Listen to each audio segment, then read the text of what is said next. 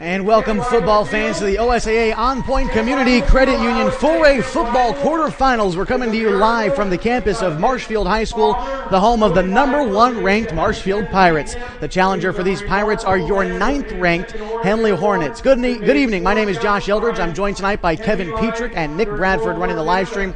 Kevin, I said Henley is the challenger tonight. I don't think that's an understatement when you look at a team like this against Marshfield. It's #1 versus the #9 ranked team in the state. I don't think it's an understatement to say Henley is a challenger tonight. Definitely the underdog coming into tonight's matchup. Yeah. Every team that Marshfield has faced this year has been the underdog. Marshfield hasn't had a whole lot of trouble this season. They've won every game, and they take their football seriously here. Anybody who's been to this facility can tell that. Without a doubt, keys tonight for Henley if they want to come out victorious as this underdog. I think winning the turnover battle and maintaining time of possession. Easier said than done, but without a doubt, those things are what need to be highlighted to beat a team like Marshfield, wouldn't you say?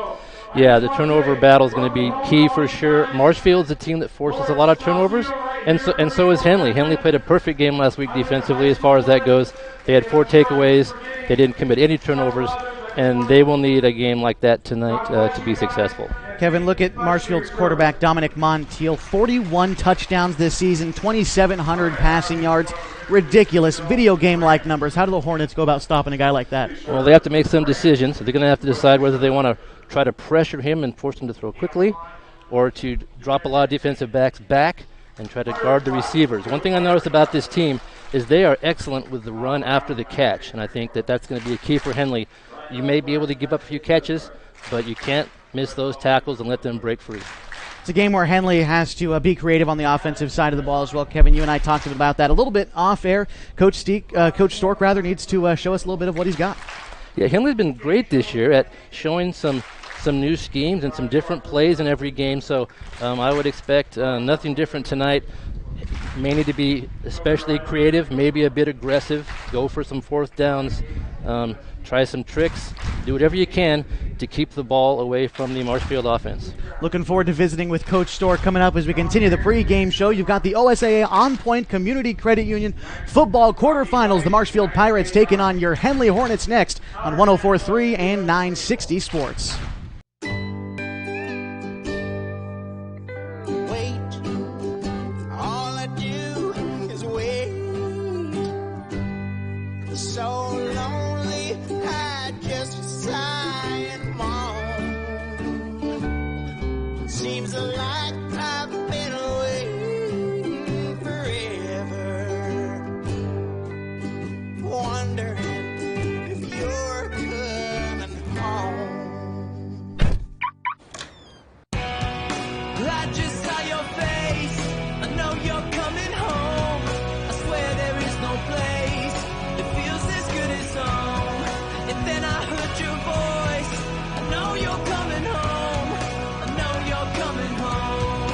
This is where unconditional love and immeasurable happiness reside. This is home. Coldwell Banker, where home begins. John Bowers Construction and Landscape Maintenance is in urgent need of landscape team members now. Call them at 541-205-1464 to apply. They're also looking for a construction team lead and a landscape maintenance team lead. They offer extremely competitive wages, paid vacation, and so much more. Call John Bowers Construction at 541-205-1464 to apply today. Email johnbowerslandscape@hotmail.com. TCB number 188923. Equal Opportunity Employer. Sports was kind of what defined me as a person. I loved to play every sport I could possibly play. The Abbeys was really the family stomping ground for all of our community. Saturday afternoon soccer tournaments, we'd head over to Abbeys afterwards. And then when we got up into middle school, on our way home, we'd stop at Abbeys after basketball games. When I go home, I want to see 2 things when I drive through Winston. I want to see my Abbeys, and I want to see my high school. And those are the 2 memories that stick out the most to me. The Coach's Corner with head coach Alex Stork is brought to you by Abby's Legendary Pizza. Welcome back, 104.3 and 960 Sports. Getting ready for Henley and Marshfield in the OSAA state quarterfinals. I'm joined now by Henley head coach Alex Stork. Coach, how you doing? Doing well. Had a really good trip so far. All right, tell me about this trip. What have you been up to? Anything special? So we got here early yesterday, around 4, and checked in the hotel. Got to go to the beach, which was really fun for our guys. A handful of them had never seen the ocean before. So that was a good time. And then the athletic director at Marshfield hooked us up with a dinner reservation at a really great spot, the Coach House in town here in Coos Bay. Jim and his staff took really, really good care of us and fed us a great meal, like a 3-4 course meal, and got some oysters, Cajun oysters, and some regular oysters, and then some tuna with teriyaki sauce and bacon, wrapped in bacon. So that was pretty dang good. It's time to have that meal taped into your memory. Absolutely. So that was a really good experience for our guys, and then the hotel accommodations were great. So it's been a really great trip so far. I'll take you back to last week, your win against Tillamook. Your defense looked great in that second half. Take me back to last week, Coach. What did you see in your defense? Yeah, defense did a really good job, battled with some adversity in the first half. Thought they did a really good job of responding to the adjustments in the second half and adapting our game plan a little bit. And just really proud of collectively how we rallied to the football and had some really key takeaways. This Marshfield group that you got today is it's a challenge, to say the least. They got a good group over there. What do you see in Marshfield? Really talented at every level. They do a really good job. Their staff, I feel like, it's easy with a team like this to do too much, but they've done a good job of keeping the scheme simple on both sides so they can let their athletes make plays. What are some of the things you can try to do to slow down a guy like Dom Montiel? Yeah, hard. Like you said, you got to slow him down. Just try to limit him as much as possible. Give him some different looks, but going to be a lot of one-on-one matchups at every level of the field tonight. And the team that wins the most one-on-one matchups is going to be successful. All right, Coach, wish you luck and have fun. Thanks. Hi there, it's Les Schwab Tires, reminding you that changing seasons can mean changing road conditions. Introducing the brand new Backcountry AT2 for a quieter ride with improved performance in wet conditions. Because when it comes to keeping your family safe, the right tires help you feel prepared for anything. Seriously, anything. Now save up to $130 when you buy Quad-Track tires with financing. Les Schwab Tires, doing the right thing since 1952. What rhymes with great? Participate. Where does greatness start? Here, in the classroom. On the stage. In the pool. On the field. Where will your greatness take you? To better grades. To more friends. Yeah! Be great. Participate!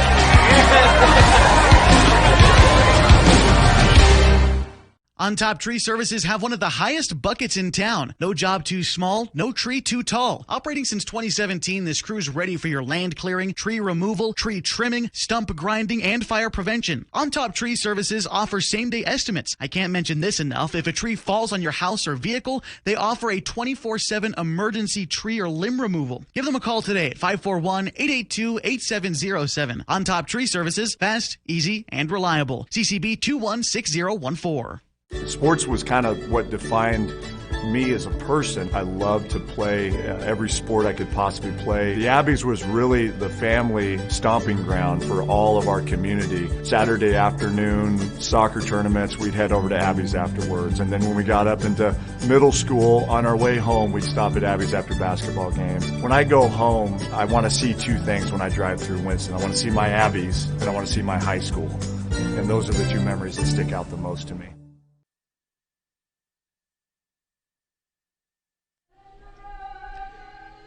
And welcome you back to the OSA On Point Community Credit Union 4A football quarterfinals on 104.3 and 960 Sports. We've got HD video for you on mybasin.com. Totally free to view. If you're listening on the radio, find yourself to a smart device of some kind. We're streaming on YouTube, so you can find it just about anywhere. The Henley Hornets taking on the number 1 ranked Marshfield Pirates. Marshfield comes into this game 4-0 in Sky M League play, 12-0 overall.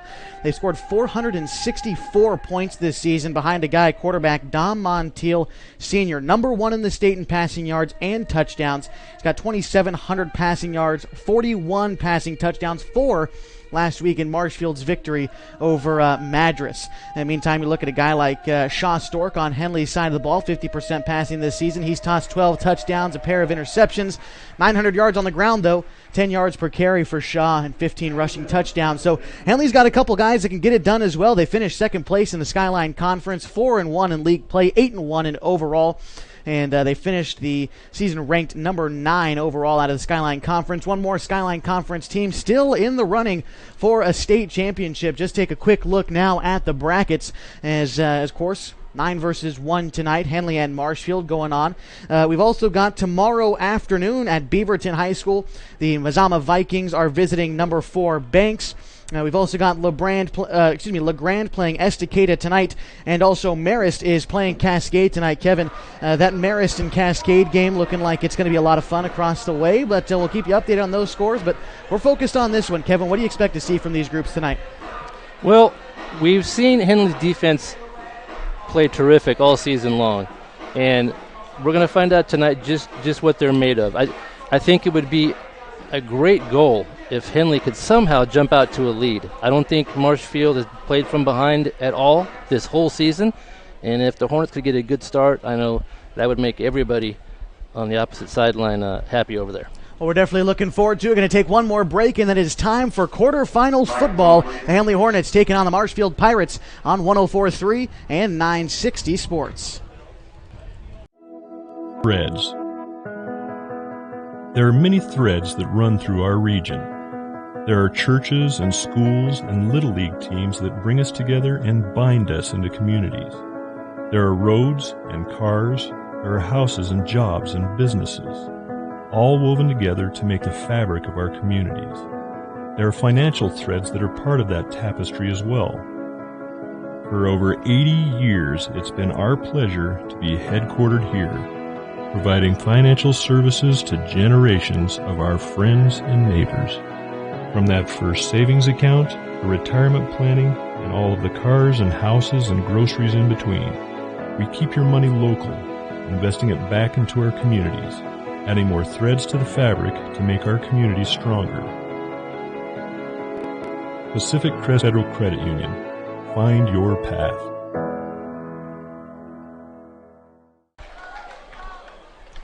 And we welcome you back to the OSAA On Point Community Credit Union 4A football quarterfinals between the Marshfield Pirates and the Henley Hornets. My name is Josh Eldridge. I'm joined by Kevin Petrick tonight and Nick Bradford running the live stream on mybasin.com. Marshfield winning the coin toss. They've chosen to receive. That's how we're going to get things started this afternoon and evening here at Marshfield High School. You look around this facility, Athletic Director Greg Mulkey's done a fantastic job building this place up. I've never quite seen a football cathedral like this in Oregon. Yeah, this is a one-of-a-kind place, and as we've mentioned all year long, it's different venues across the state and see how they do football. And it's big time here. They have a huge stadium. They have a real energized fan base, and they know how to win football games. We are excited for football as Henley's kick team takes the field. And back to receive for those Marshfield Pirates. It's going to be number 4 and number 5 for Marshfield. That is DJ Doherty and Maddox Matiski.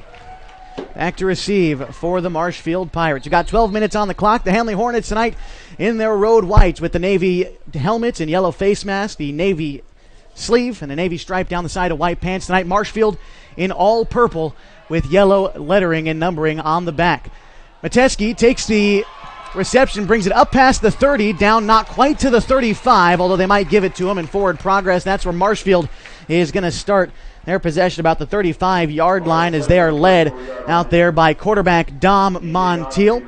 You're also going to be joined by DJ Doherty and Maddox Mateski as your wide receivers. Out there also for Marshfield, number 12, Ezra Waterman, and number 17, Mason Peterson, will get you the offensive line after this 1st and 10 play for the Pirates. Lined up on the near hash at the 35, Montiel. He's got a running back there with them. Snap, it is a handoff coming to the near side for Marshfield. And out of bounds, in on the carry for the Pirates was number 12, Ezra Waterman. Taking a look at their offensive line. At center is Hayden Murphy. Luke Perry at left tackle. At right tackle, it's Toby Johnston. Right guard, Joshua Giacomini. And at left guard is Gilbert Hernandez.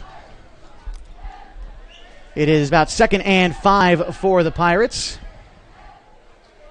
Back in the line of scrimmage now. Waterman on the carry on that 1st and 10 play, and he's lined up out there to the left of Montiel as the Pirates drive east. This one, a little short pass to Mateski. Catches it at the 45, gets upfield, brought it across midfield to the other side, 45. Gain of about 10 on the play, maybe 15, and it's a Marshfield first down. There's an example of a little short pass made into a longer gain because of a slipped tackle. So Henley's going to have to be very sure of their tackling tonight.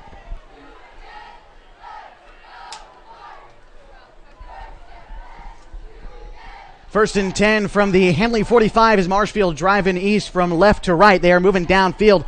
Another handoff to Waterman. He breaks loose past the 40 now, gets to the 35. Cutting up the near sideline, gets brought down at the 30. And a 15-yard gain for Marshfield and another first down. Luke Bennett making the tackle for the Hornets. And Marshfield looks to be running to their right. And they're having some success early. And it looks like a timeout of something called. I'm not quite sure if this is an equipment malfunction. Oh, a hurt player for the Hornets coming off the field. So 2 first downs on 3 plays for the Marshfield Pirates. And like you said, Kevin, they're running to the right side. All 3 plays have been to the right side of the field. You had that one pass to Mateski, who's towards the bottom of your screen. Yeah, and that's someone you don't want to see taken off the field right now for the Hornets. That's Tulson Higgins. They're taking a look at him over there. So we'll see how Henley plays. Pirates 2 wide receivers out to the left of Montiel, 1 to the right side. That's Mateski. This one's going to be a handoff to the far sideline, breaking loose a little bit and cutting upfield. Has some room inside the 20 now and finally brought down along the far sideline. On the carry that time for Marshfield was DJ Doherty, and a Marshfield first down. Tyler Harper with a tackle there, and the last couple tackles being made by the safeties. And you know, on a running play, you don't particularly want that, because if they have to come up and make the play, the ball's probably too far downfield. So Marshfield moving the football quite effectively here early. 5th play of the drive coming up. Marshfield at the Henley 15, 1st and 10. And same formation, 2 wide receivers to the left for Marshfield, and he's got a running back to the near side. Montiel read the option. He goes right, now cuts left, has got some room, diving for the end zone, and touchdown Marshfield.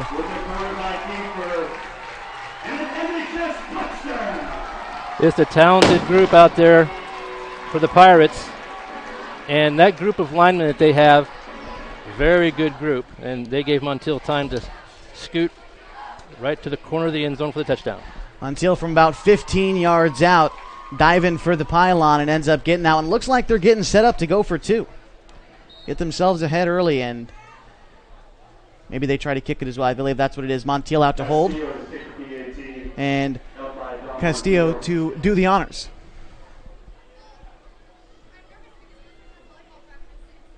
The kick is up, and it is good. Marshfield strikes first, a score of 7-0 with 9:34 to go in the first quarter. We're going to stick with you through this brief timeout as Marshfield marched right down the field. 65 yards, took them 5 plays, capped it off with a 15-yard Dom Montiel run to the left side.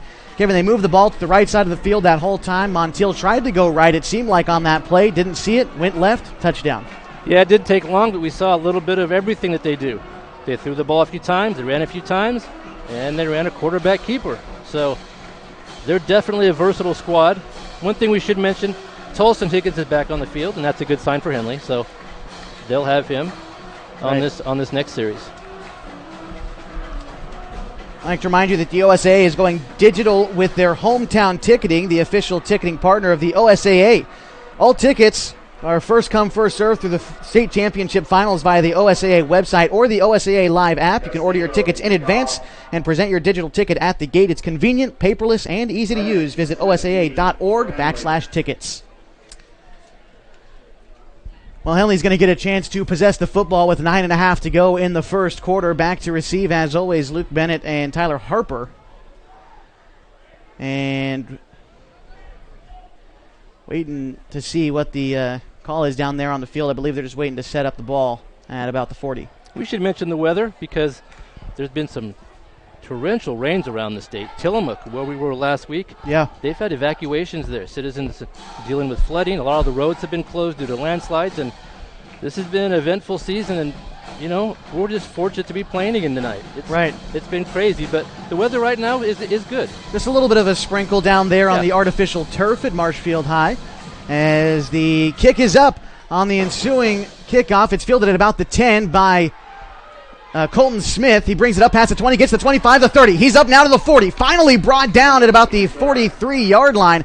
Maybe the 42. Either way, that's a great return for Colton Smith. Puts Henley in great field position to start things off. That's a great way to start on the offensive side of the ball. Nice return by Colton. The Henley offense will get their first crack. Hornets out there led by quarterback number 7, Shaw Stork. Colton Smith and Owen Sheen out there as wide receivers along with Colby Scholes at center. It's Braden Morris, and we'll get you the rest of the line after this. For the Henley Hornets, they are driving west towards the ocean. It is 1st and 10 from the Marshfield the Henley 41-yard line.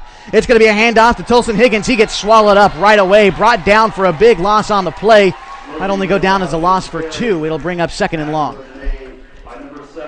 Yeah, there was nowhere to go on that one. Henley showed a stack of receivers to the near side with only one defensive back out there. Maybe they'll notice that and use some of these matchups to their advantage.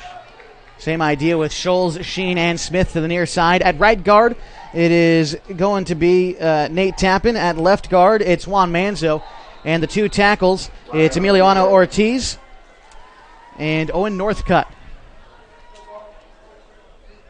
And a penalty against the Marshfield Pirates. Looks like they might have jumped, so some yardage coming back for the Hornets. It'll be 2nd and about 7 to go.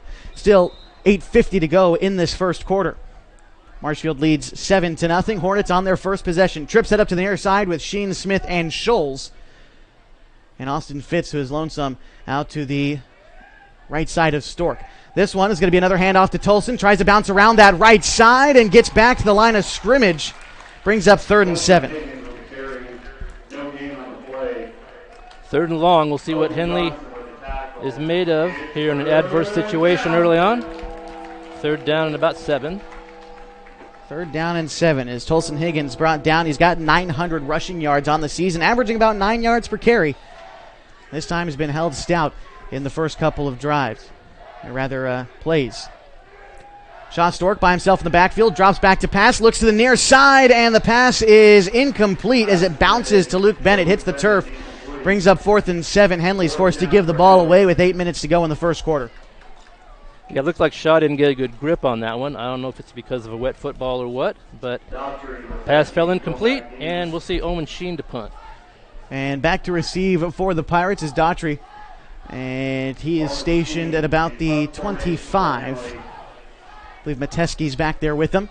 And Owen Sheen to punt. He gets the snap. The kick is up from about the 35. Owen Sheen gets a nice punt off. It's fielded at the 15 and wrapped up, brought down at about the 25. And who else in on that tackle except for Luke Bennett? Special teams.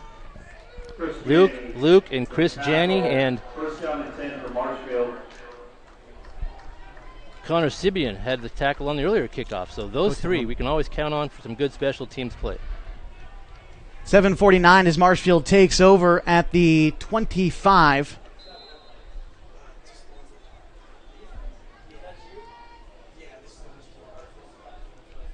Marshfield running 1st and 10. Dom Montiel drops back to pass, looks over the middle, and the pass is caught at about the 30-yard line, brought down at the 36. On the reception for the Pirates is going to be Daughtry, and about a 15-yard gain, good for a Marshfield first down. Kevin, they're getting these 15-yard gains pretty consistently. That's what marched them down the field on that first possession. Yeah, if Montiel gets time to throw, you're going to be in trouble. So he needs to get a little pressure back there. Bunch to the near side for Marshfield in the back, off to his right. Montiel looks right, moves up in the pocket, tries to find some room at the 35, goes to the sideline. He's being chased down by Tolson Higgins, moving around. He's now looking left side of the field, unloads one deep, and he catches it at the 40. Brought down at the 35 on the other side of midfield, and Montiel showing off why he's one of the best quarterbacks in the state. He's able to find, I believe that was Wilson downfield after scrambling, tries to find his way, and he gets it there. Yeah, that's why college coaches come to watch him play, and he's a top prospect. That was a good example right there. He's quick enough to buy time, smart enough to find an open receiver, and enough of an athlete to make the throw. Well done. 1st and 10 from the Henley 36-yard line. Montiel sends a man in motion, ends up handing it off to his running back, who doesn't get very far, only a gain of 2. And, Kevin, you bring up that Montiel being looked at by a couple colleges. Sources tell me Portland State's got their eye on him. Weber State's got their eye on him. Stony Brook, who played Oregon earlier this year, is eyeing Dom Montiel a little bit, so he's got attention. Yeah, it's for real. He definitely has talent, and we've already seen a lot of it on display here just early in this game. 2nd and about 7 to go for the Pirates. The yard to gain is the 27. Montiel takes the snap. This is another handoff coming to the near side, and taken down would be behind the line of scrimmage. A nice tackle coming through by Northcutt, but there is a flag in the backfield before the tackle was made. On the carry for Marshfield was Pedersen. That was good pursuit by Garrett Northcutt and a nice tackle. And we'll sort the penalty out. Like you said, good open field tackle by Northcutt, but just waiting. It's going to be holding against the Pirates. This one coming back, a good break for the Hornets. It'll be 2nd down and about 17 coming up for Marshfield. It is a good break. Anytime you can make fewer mistakes than your opponent, that's going to help you out. Marshfield up 7-0, 6:15 to go in the first quarter. And same setup for the Pirates. A little bit of a bunch set coming up to the near side. And back there is the running back with Dom Montiel is Ezra Waterman, a senior. He's now lined up to the left with 2 receivers to the left for Montiel, one to the right. That's the bottom of your screen. Montiel drops back to pass, looks right, and he hits Mateski on the turnaround. It's caught at the 30, still short of the first down by about 3 yards, but it's still another gain of 15. I feel like I'm becoming a broken record with that one, Kevin. Yeah, their receivers run good routes. He ran hard down the sideline, cut it back right at the right time to find the seam, and a perfect throw. Picked up about 15. They'll need about 5 more for a first down. Checking into the game for the Pirates, number 8, Mitchell George, as it looks like Pedersen has stepped out. Along the far side for the Pirates is going to be Davidson. Davidson, a senior, and Waterman still back there with Montiel. This is going to be a handoff to Waterman. He gets the 30, has a little bit of room up the near sideline, and finally brought down at about the 21. Colton Smith on the tackle on the near side. A gain of 10 for the Pirates and a first down. Waterman's a good back. He's strong, and he's just fast enough to turn the corner. And when he gets momentum, he's tough to bring down.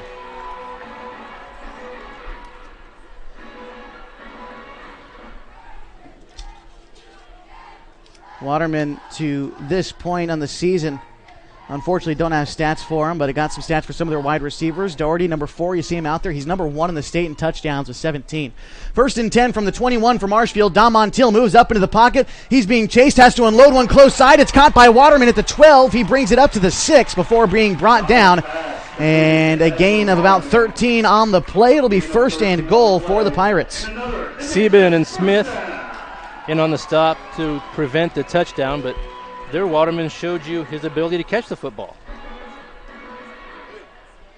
1st and goal from the 6 for the Pirates. They send 3 wide receivers out to the far side. Empty backfield for Montiel. 2 receivers to the near side. They've got 5 guys out there ready to catch the football.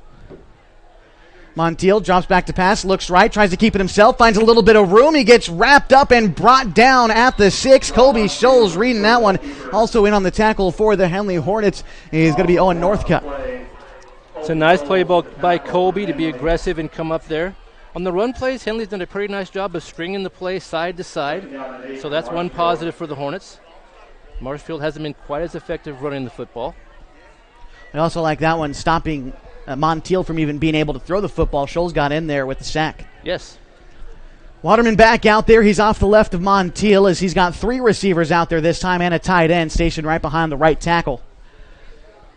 Sends a man in motion. Montiel drops back to pass, looks to his right, feels a little pressure from Austin Fitz, has time to throw. He's scrambling to his right now, unloads one towards the end zone, and it's just dropped. Wow. Colton Smith had his hand on it. Tyler Harper had his hand on it. Owen Sheen and a couple of Marshfield guys out there too. The ball was jumbled around for a little while, but ultimately hits the turf. That was a missed opportunity for the Hornets. They had a chance maybe to get a turnover right there. That ball was bouncing around for a while, but it did fall to the turf, unfortunately. So that'll bring up a 3rd and goal. Big play here for the Hornet defense. Good pressure to the quarterback as well. Montiel forced to kind of throw off of his back foot there. So that's the small things you like to see from the Hornets in a game like this. Absolutely.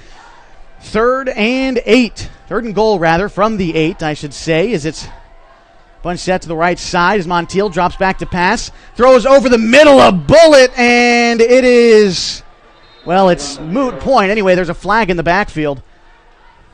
I believe the ball was caught, but there is a flag. This one's coming back against the Pirates. Holding, Marshfield. 10-yard penalty, so it'll be 3rd and goal from the 18. Now, this can kind of be a double-edged sword for Henley, only because with this shortened field, when you're 1st and goal from the 8, Henley's been able to get to Montiel a little bit. The one-on-one coverage, you don't have to go downfield against the Pirates, but now you give them a little bit more space. It could present a different kind of challenge for the Hornets. That's true. Sometimes a little more room is beneficial. But Henley's done a nice job these past couple of downs.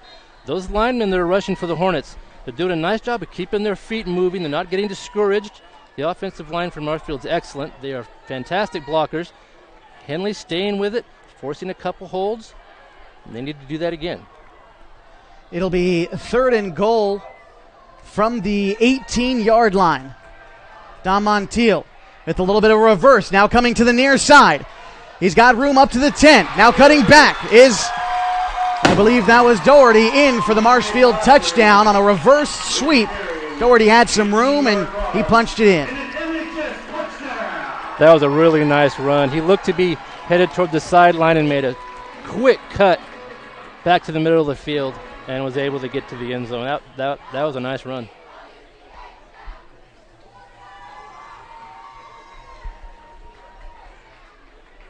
Marshfield showing a shift here on the extra point. They'll kind of look for 2, then they'll shift back in to a more traditional kick for the point after.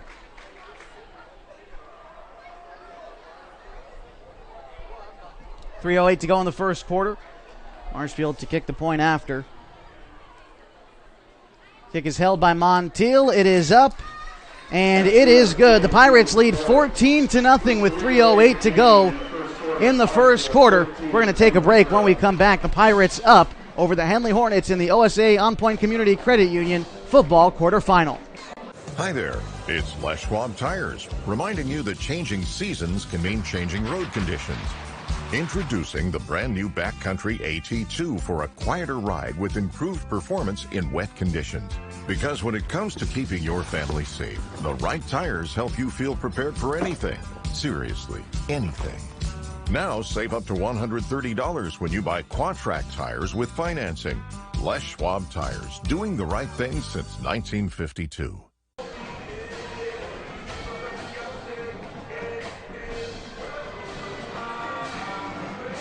Welcome back to 104.3 and 960 Sports. The OSA On Point Community Credit Union 4A football quarterfinal. The Marshfield Pirates, 2 scores in this first quarter, as that last one was kind of a reverse sweep for Doherty, and Marshfield up 14-0 as they get ready to kick things off.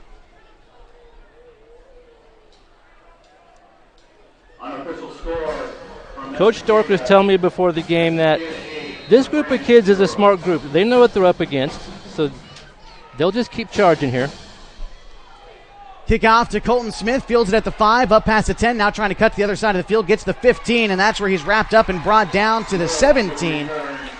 And that is where Henley will take over their second possession of the game with 3 minutes left to go in the first quarter, only down by 14. They've made Marshfield work for it. That last drive, 9 plays.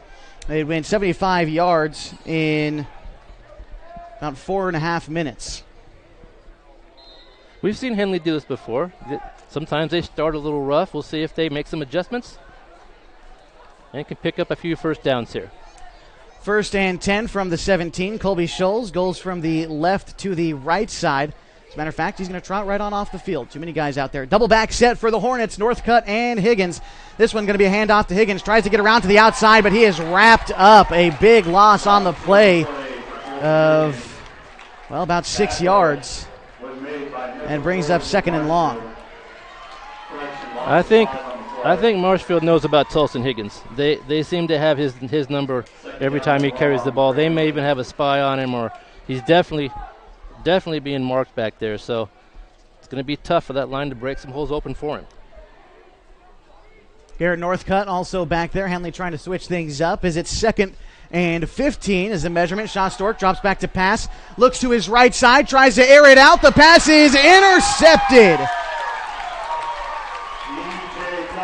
DJ Daughtry making the interception for the Pirates, and Marshfield will take over at the Henley 37-yard line.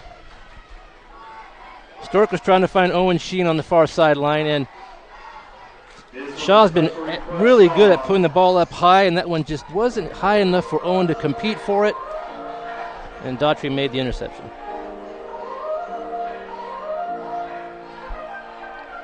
Marshfield's going to take over 1st and 10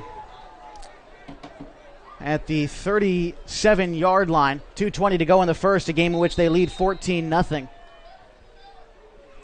Montiel, 3 wide receivers out to his right. He looks right for a screen pass right away, and it's actually going to be a throw by the wide receiver off the screen pass. A late flag comes in as there was a pass to Daughtry, and he unloaded one downfield to Calvert. Calvert caught it at the 10. That was a bomb by a wide receiver, but there is a flag down at the side of the catch. There was a pass interference on the Hornets, but it won't make any difference because the pass was complete. And that was a nice bit of trickery there, a double pass. Pirates pulling out the stops as Daughtry makes the throw there. 27-yard bomb from the wide receiver. 1st and goal from the 10 for Marshfield. Same formation, 3 receivers out to the left for Montiel, 1 to the near side. He's also got Waterman out there. This one, a handoff to Waterman, tries to plunge his way through the middle, makes contact at the 10, gets up to the 5. He is a burden to bring down. Finally, at the 3-yard line, he's brought down by a swarm of Hornets. In on the tackle is going to be Garrett Northcutt, and it'll be 2nd and goal. That's what happens sometimes when you have such a highly touted quarterback, is maybe some of the other players aren't recognized quite as much. Waterman's a terrific running back. He is very strong, and he'll drag defenders with him. 2nd and goal. They're marking it from the 3, and a timeout is called by the Henley Hornets. Going to stick with you through this one as the Hornets down 14-0 to Marshfield with just a handful of minutes left to go. I believe 2 minutes on the clock in the first quarter.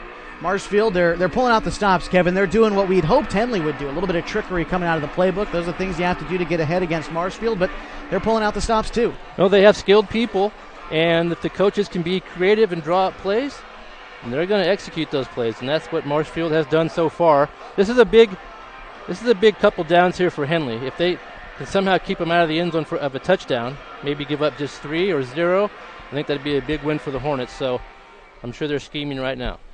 Well, you know, they had Marshfield sit up on the goal line practically before from the 8-yard line, I believe it was. A holding call pushed Marshfield back to the 18.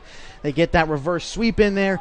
Lo and behold, you had Daughtry on the carry there and punched it in from 18 yards out. But they were pretty good inside close to the red zone before. Yeah, Henley has some skilled people of their own, and they won't make it easy. 2nd and 3. Well, I should say 2nd and goal from the 3 for Marshfield. Back the line of scrimmage a little bit. Only 2 wide receivers out to the left side. Montiel looks left, throws it into the end zone, and it is caught for a Marshfield touchdown. Catching that one into the end zone was Ezra Waterman. That was just a simple timing route that you might see at a higher level, maybe college or the pros. That was just take a step, throw it, and the receiver was just heading right to the post, and the ball was right where it needed to be for a touchdown. Marshfield in a little bit of a different formation to start out the extra point attempt. Finally, they get ready to go to kick the extra point. Castillo to kick at the 18. Castillo to kick it. Montiel holding. The kick is up, and it is good. Marshfield up 21-0 in the first quarter. 1:23 left to go in this first period, and Marshfield was gifted with some pretty good field possession to start that drive. They go 37 yards in 4 plays, capped it off with a Waterman passing touchdown from a handful of yards out. They're up 21-0. Yep, that's what we talked about before the game. You know, turnovers are not going to make it any easier for you. And the Henley interception turned into 7 points for the Pirates. Henley's last couple of possessions, a 3-and-out and the interception on the second play of the drive, looking to string a few plays together, keep the defense off the field, and hopefully put some points up on the board as well. That's the ultimate goal. You're down 3 scores in the first quarter. That's definitely the idea. You just want to stick with it, stay with your fundamentals, try to pick up some yards, and maybe you can break a big one. They've seen some things here early from the offense that they haven't. The Hornets haven't seen an offense like this all year, and it's hard to adjust right away, and Marshfield's taking advantage of that. So right. A lot of physicality in the Skyline Conference. You can see a lot of running teams like Mazama. Hidden Valley ran the ball fairly well. Obviously, the Henley Hornets, one of the great running teams, and you don't see a guy like Don Montiel too often anywhere you go. Right. But definitely Marshfield airing it out a lot more than maybe the Hornets have seen before. Yeah, they'll go empty backfield half the time. So a new look for Henley. The kick is up. It's fielded by Colton Smith at the 10. Brings it up to the 15. Now tries to get to the 20. Now to the 25, the 30. He's finally hit at the 31, and that is where the Hornets will take over at their own 31-yard line with 1:15 to go in the first quarter. Another nice run back by Colton. Out beyond the 30. Hornets looking to move the ball a little bit. We've got no first down so far in this game in 2 possessions. Marshfield's got 8. Looking to move the ball. Shaw Stork is back there with Northcutt and 3 wide receivers to the near side for Stork as they drive westward. It's a play-action pass, trying to find near side to Sheen. Sheen catches it at the 25, now brings it up past the 35, gets the 40, crosses midfield at the 50, and finally brought down out of bounds. A gain of about 24 on the play for Owen Sheen. A nice little quick pass, get him in an open field, and let Owen go to work. That was well done. I like that idea. Get Shaw a completion or 2. Get him a little confidence. Get the offense moving, and Owen made a nice move to get down the field for a big gainer. Just saying, Shaw has got to realize he can dump it to his receivers. Let them make a play in open field. It doesn't have to all come back in one. You don't have to get 21 points on one play. Let's keep it rolling. 1st and 10 from the 47. Shaw back there with Northcutt. Takes the snap. Another play-action pass as Shaw rolls to his right. Fires one downfield. The pass is caught on the far sideline. It'll be a Henley first down.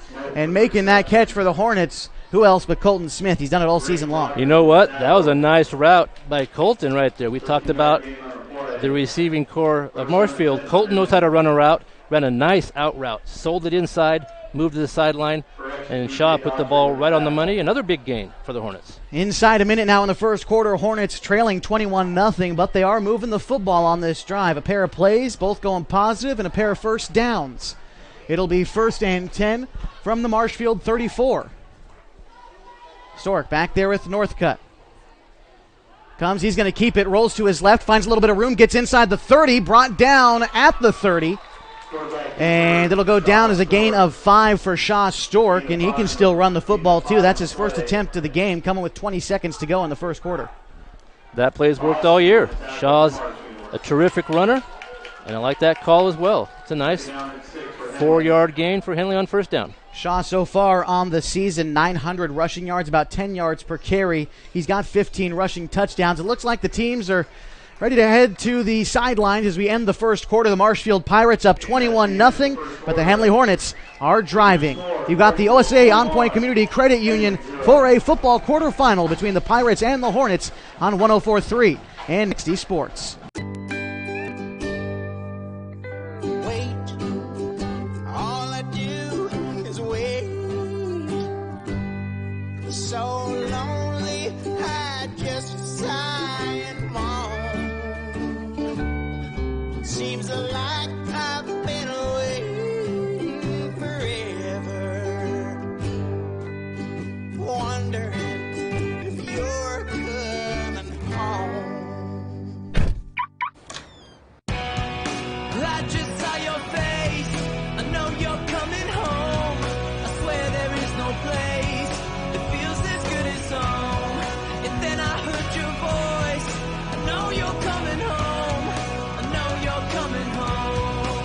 This is where unconditional love and immeasurable happiness reside.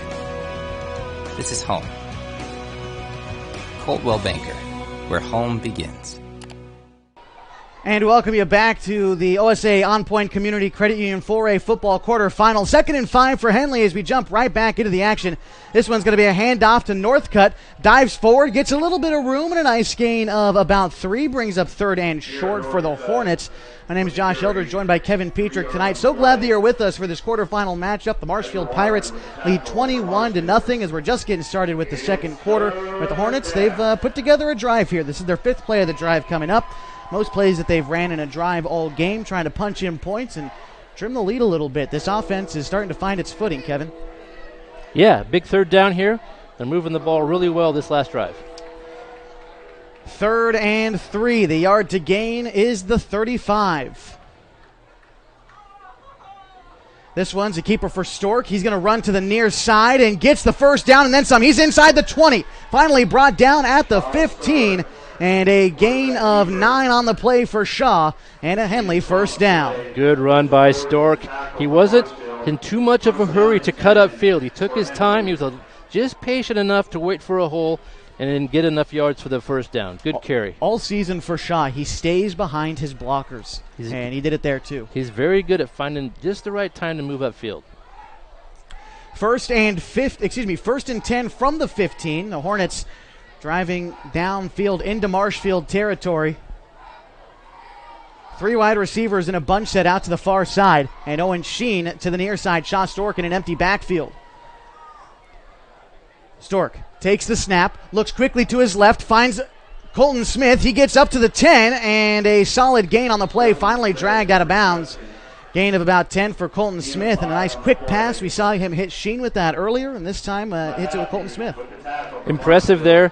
You know what? Sometimes you just take what the defense will give you. If you have 3 receivers out there and there's 2 defenders, you can just have a guy step back, throw it to him, and try to get some yards on his own. He picked up about 5. So it'll make it 2nd and 5 from the 10. Now inside 10 minutes to go in the second.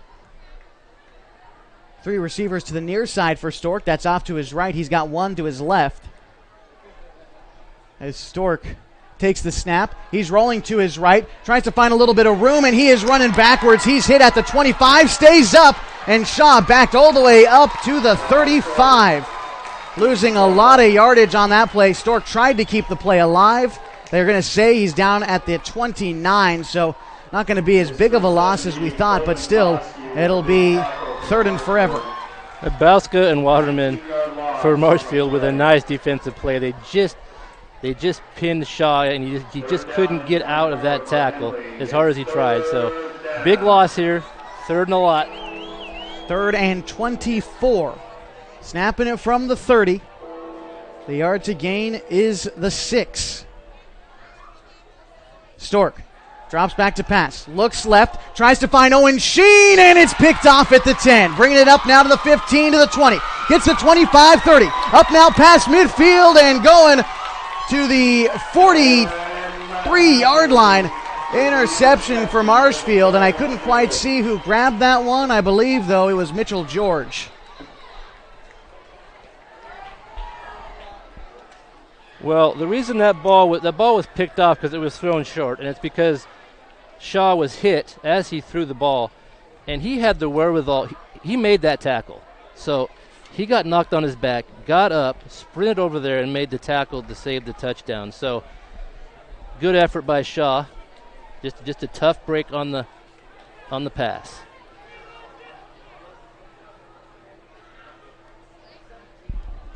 They're having a discussion, the officials. You think it might?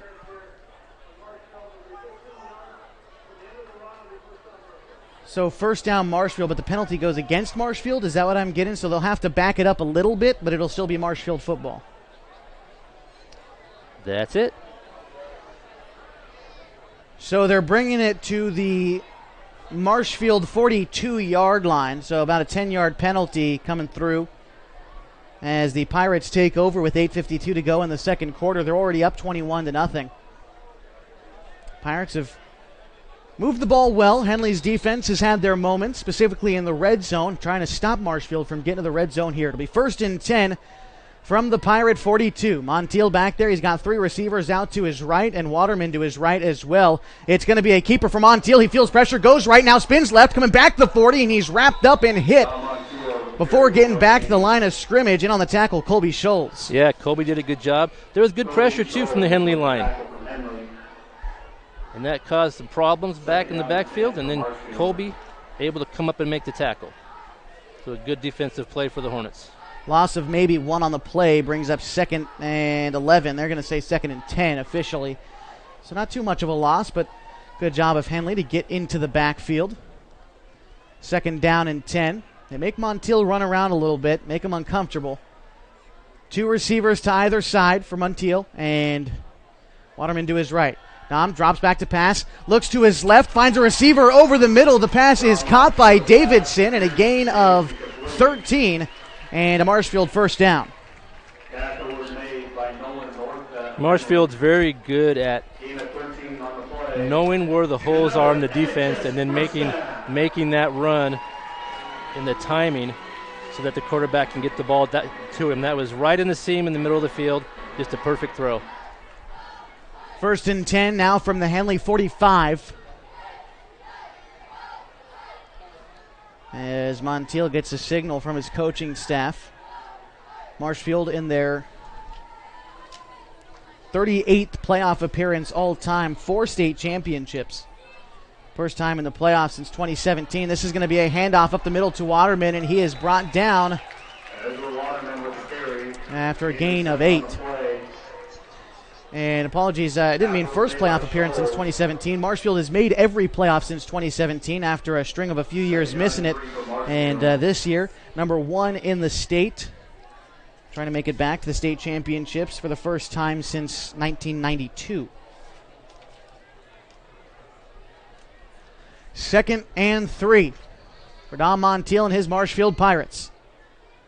This one going to be another handoff to Waterman. He gets stuffed, but he keeps on chugging. I believe that was a gain of 3 on the play. Close to the first down, I think maybe just short. It'll bring up 3rd down and 1. Yeah, Tolson Higgins made a nice tackle. Waterman's not easy to bring down, and Tolson stood him up just before the first down. So we'll see if they can convert here on 3rd. 6.5 and counting in the second quarter. Marshfield up 21-0. Don Montiel back there with Waterman's lined up to the near side as the wide receiver is Davidson.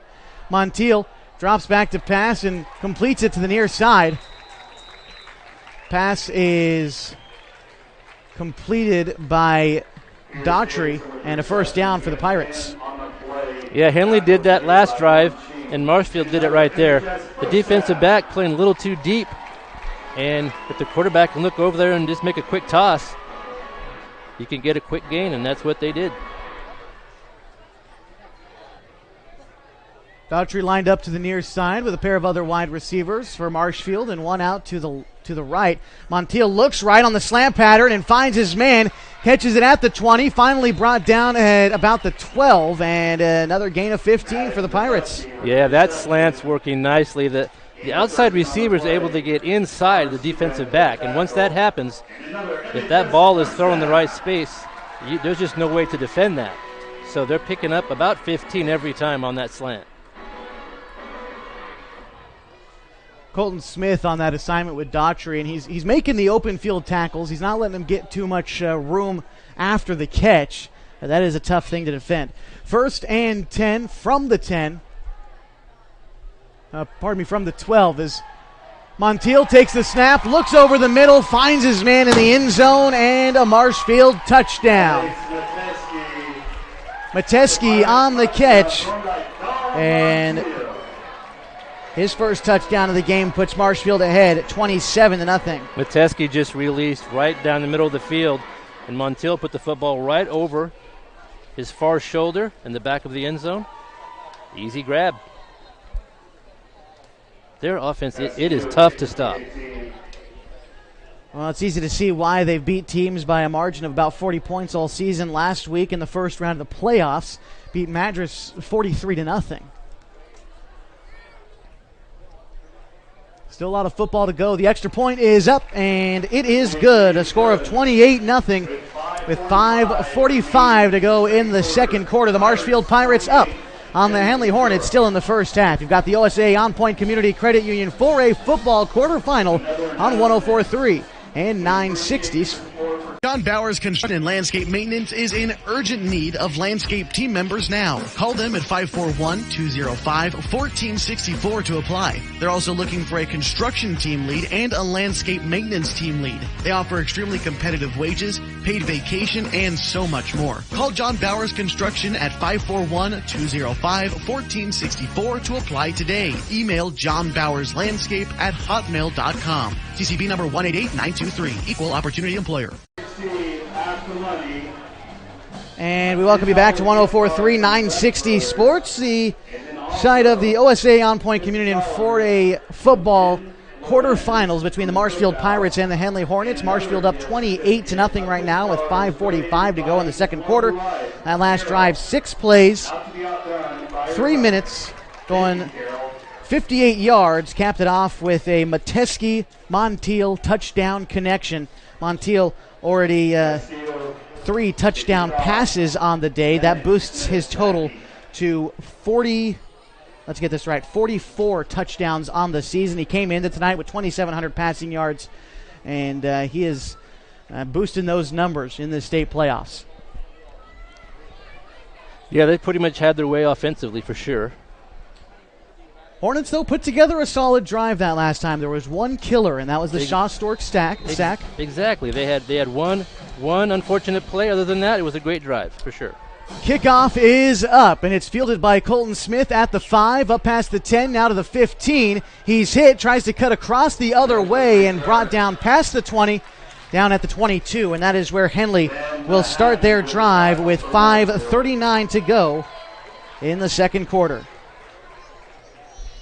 Hornets' last drive, we mentioned it a minute ago, it was 7 plays, and it took them all the way downfield, about 60 yards, and Shaw Stork was sacked for a big loss. They faced a 3rd down and 24, ended up throwing an interception, so looking for a change of fortunes. Shaw has already thrown 2 interceptions this game, 4 for him on the season, and here in the second quarter, the Hornets looking to get on the board. They trail 28-0, 5:39 to go in the second.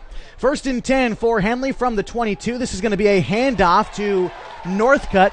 He is wrapped up at the 18 and brought down for a loss of 4.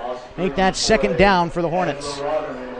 That's Waterman on defense making a great play. So he plays on both sides of the football, and he was able to get through that line in a hurry and force about a 3-yard loss. So 2nd and 14 is the measurement.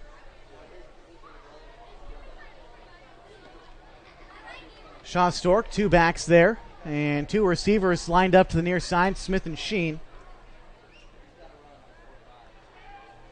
Stork decides he wants to run to the left, finds himself a little bit of a hole, gets swallowed up and brought down. Still a gain of 5 on the play, puts him back at 3rd and 9. Stork got pretty good yards on those plays, but tough when you're behind the stick. Still 3rd and 9. Yeah, the quarterback runs for Henley have been pretty successful. So that was a good gainer, but it does leave them 3rd and about 8.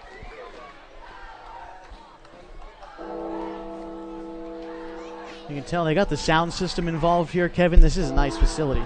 Yeah, they have all the bells and whistles, most definitely. 4:23 to go in the second. Hornets face a 3rd and 8. 2 receivers to the near side for the Hornets, basically the same formation as before. This one, it's going to be a play-action pass for Stork. He rolls to his right, finds a little bit of room, cuts upfield at the 25 and brought down. So Stork tried to get some room on the ground himself, did gain 4 yards. Still short of the 1st down, 4th and 3. Henley deep in their own territory, going to elect to punt. Yeah, it was a good effort. Just maybe break one more tackle. He might have picked it up. But looks like Owen Sheen will be punting. So Sheen to punt. Back to receive for Marshfield. And it's going to be Metesky and Daughtry. The punt is up. Bounces at the 50, up to the 35, where it's fielded by Daughtry. He brings it up to the 50. Finally brought down by Tyler Harper. And there's a flag right where the tackle was made in front of the Marshfield sideline at the 49. And not quite sure what the play is. Only questionable thing I might have seen was a couple of Henley players coming in there a little bit late, but didn't really lay hands on anyone. We'll see what they come up with here. That was a nice play by Harper with a good tackle. We'll see what the call ends up being.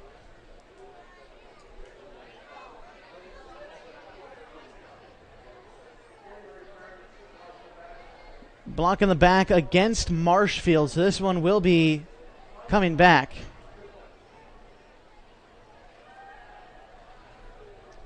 There is a Henley player down on the field, and unsure exactly how serious it is. It looks like there's a couple people out there. So we're going to take a quick break, come back. When we do, going to continue this quarterfinal matchup. The Marshfield Pirates lead 28-0 in the second quarter, 3:23 to go. Oh, well, we'll stay here. It looks like the player is up on their feet and taking off. So we're actually going to stay put, although the score and the time, still all the same information. 28-0 Marshfield, 3:23 to go in the second quarter. Glad that you're with us on this presentation of the OSA On Point Community Credit Union 4A football quarterfinals.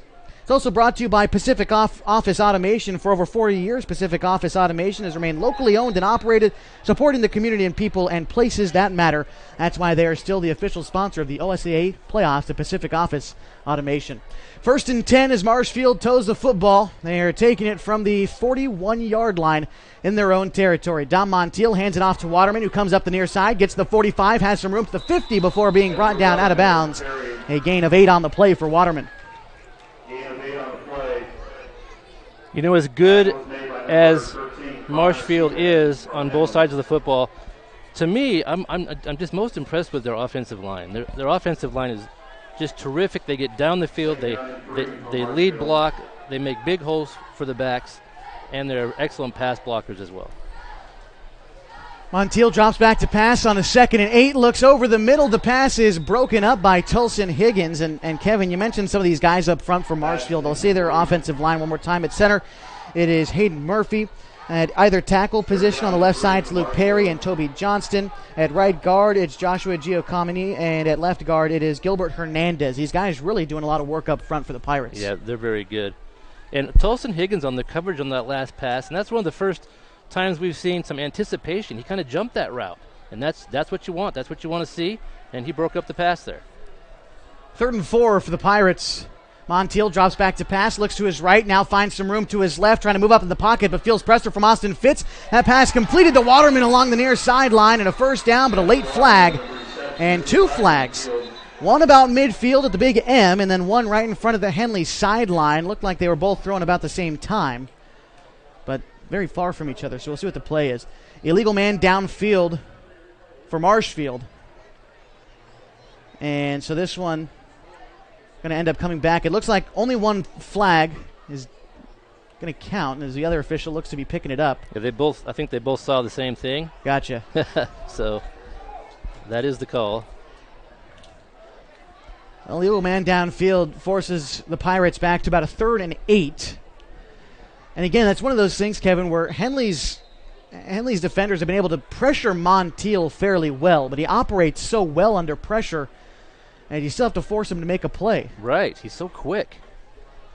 3rd and 8, and a whistle, and a timeout, I believe. Not quite sure who's taking it. Either way, we're going to stay with you for this quick break in the OSA On Point Community Credit Union football quarterfinals. At the title sponsor of the OSA State Championships, On Point does everything it can to help their team and community, which is get ahead. On Point delivers the local banking and lending its members need to reach their goals and make more possible. Visit On Point at onpointcu.com. On Point is federally insured by the NCUA Equal Housing Opportunity.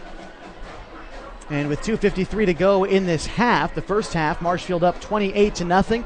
This Henley defense is able to stop Marshfield in certain situations. They've been able to get the work done on the 2nd down and 1st downs. Marshfield has done a great job on 3rd down this evening, but I think the offense, keeping this defense off the field, has helped a lot these Hornets.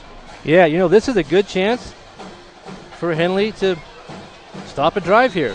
Their first time in the half. It's 3rd and long. Let's see if they can do it. 3rd and 8. The team's back out there. Don Montiel drops back to pass. Looks to his left, and the pass is incomplete. In on the coverage for Henley was Chris Janney, and hugging him tight. That was Davidson, the intended target. Didn't have room. Montiel incomplete. It'll bring up 4th down. And that time Henley sent Tolson Higgins on a blitz right up the middle. And Montiel saw him coming, maybe had to hurry the throw a little bit, and that's what you want to see. So some good defense by the Hornets to wrap up this second quarter. Still just about 3 minutes left, and they'll get the ball back. Back to receive the punt, Harper and Bennett. Bennett stationed at about the 20 and Harper at the 25. And to kick for Marshfield is Castillo. The kick is up. Going to be fielded at the 15. Brought up to the 20 is Bennett before being brought down. And that is where the Hornets will start at about the 20-yard line with 2:41 to go in the first half. That was a nice catch and some nice coverage. So the ball just stays right there, just inside the 20. Henley's offense last time out there ended up going 3 and out. Before that, put a decent drive together, 7 plays, and hoping to move the football just a little bit here. 1st and 10 from the 20. Shaw Stork has got 2 receivers to the near side. That's his right, and 2 to his left. And this one's going to end up being a handoff. Dive up the middle, maybe a gain of 1 on the carry for Higgins as he's back out there in place of Northcutt. Higgins was banged up a little bit earlier in the ball game, but good to see him back out there and taking the handoff, a gain of 1. Mitchell George with a nice stop for the Pirates. And the clock is running. Henley kind of taking their time here.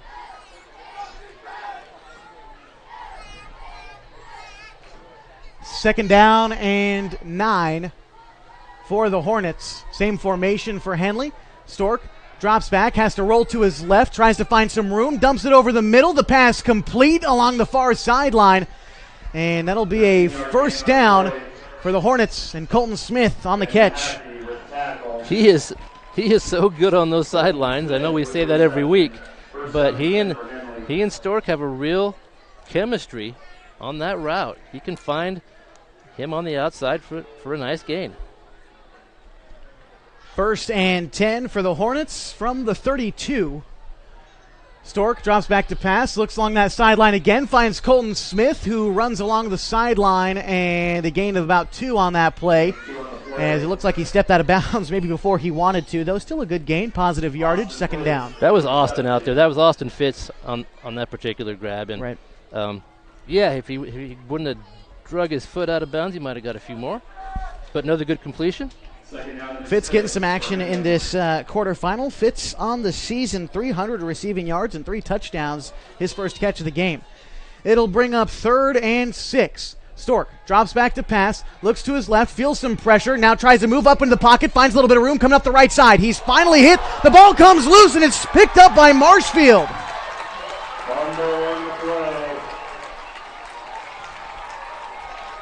The Pirates take over, 1:28 to go in the second quarter, and scooping that one up, I believe, was Aiden Barnhart. And the Pirates take over 1st and 10.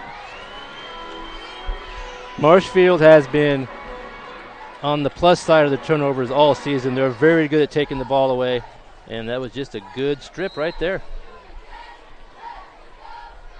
Pirates take over 1st and 10 from the Hornets 35. They've got 1:28 to work with. Montiel takes a snap, drops back to pass, moves to his right, unloads one down the sideline, and it is caught at the 5, brought in for a Marshfield touchdown. Catching that one was Daughtry for his 2nd touchdown of the game, and for Daughtry as well, that is his 18th receiving touchdown. He is number 1 in the state, puts Marshfield up 34-0. That was very impressive. Connor Sieben actually put a hit on Montiel, and Montiel knew he was going to get hit, but didn't bother him. He planted his feet, followed through, and just threw a dart. Extra point team out there for Marshfield, trying to make it a 35-point game here in the second quarter. Castillo to kick, Montiel to hold. Kick is up. And it is good. The Pirates lead 35-0. A minute 20 to go in the second quarter for the Pirates. That last drive, well, can you call it a drive if it only lasts one play? Marshfield got the turnover. They went for it on their very first play. 35-yard completion between Dom Montiel and DJ Daughtry. I stand connected. That's Daughtry's 19th touchdown of the season. Still number 1 in the state. And Dom Montiel's 4th passing touchdown today puts him at an even 45 for the season. Yeah, you know, sometimes there's a reason for all the hype. And he's a very, very good quarterback. And to finish the thought we were talking about earlier, Josh, you know, this Henley group, they're a smart bunch as far as football IQ. They have a very high football IQ. They're a smart team, and they knew what they were getting into tonight. And they knew this wasn't going to be an easy game, and they knew they may find themselves behind. But I'm really impressed with the way that they're just playing like it's the first play. I mean, they're not down. I haven't seen one head hanging. I haven't seen anybody lose control or get angry, and that's something to be said. Without a doubt. I mean, the offense has put together some good plays. They're still moving the ball. Yep. They're not out of it by any means. As the kick is up, it is a big kick, fielded at the 2. And bringing it up now past the 20, a decent return of about 24 yards. And a tussle along the far sideline about the 35, but nothing coming of it. It looks like maybe a late hit coming out from Marshfield. Either way, Henley will take over. First down and 10 for Henley. That was a nice return by Bennett. And Henley will have just over a minute. And we'll see if they'll try to put something together or just go in at halftime. Be ready for the 50-50 drawing. Well, Henley will get the ball back to start the second half. So at this point, maybe you could try to start yourself out with a couple of plays, see if they go anywhere. If not, maybe you wait to the second half. But Henley's got to get on the board here in this first half. Shaw Stork back there, 3 wide receivers, 2 to his left, 1 to his right. It looks like it's going to be a handoff to Tolson Higgins, finds some room, tries to get to the far sideline, breaks 2 defenders. He cuts up the far sideline. Tolson Higgins has some room. He's up to the 50 and finally brought down. Tolson Higgins laying the smackdown on a Marshfield defender along the far sideline. And that is a great gain on the play, brings it up past midfield into Marshfield territory at the 45. And that's exactly what we're talking about. Some great effort on the end of that run from Tolson. And Henley still trying to pick up some yards, even though just around a minute left to play in the half. That's the first time we've seen him break free tonight, and it's nice to see him running the football like that. Henley now in Marshfield territory, driving downfield at the 46. This one, Stork going to drop back to pass. He's trying to roll to his right, feels some pressure, moves up in the pocket, gets past one defender. The ball falls loose again. It's going to be picked up at the 45, so the ball bounces forward. Might end up being a gain of 1 on the play. Following that one, a heads-up play by Emiliano Ortiz, the offensive lineman, falling on that one. Yeah, that was a great play by Ortiz because that would not have been ideal for him to lose the ball right there. And Shaw Stork, as the Hornets take a timeout, he felt his pressure. He got rid of one defender, moved up to try to throw, and as he reared back to throw, the ball got knocked loose. It's tough for Shaw to be able to do very much in that situation, but heads up, he's moving around in the pocket real well tonight. Yeah, you know, the only difference this week, perhaps, is that some of the defenders on the other team are just as quick as he is. Right. So he's used to kind of being the quickest guy out there, especially among defensive linemen.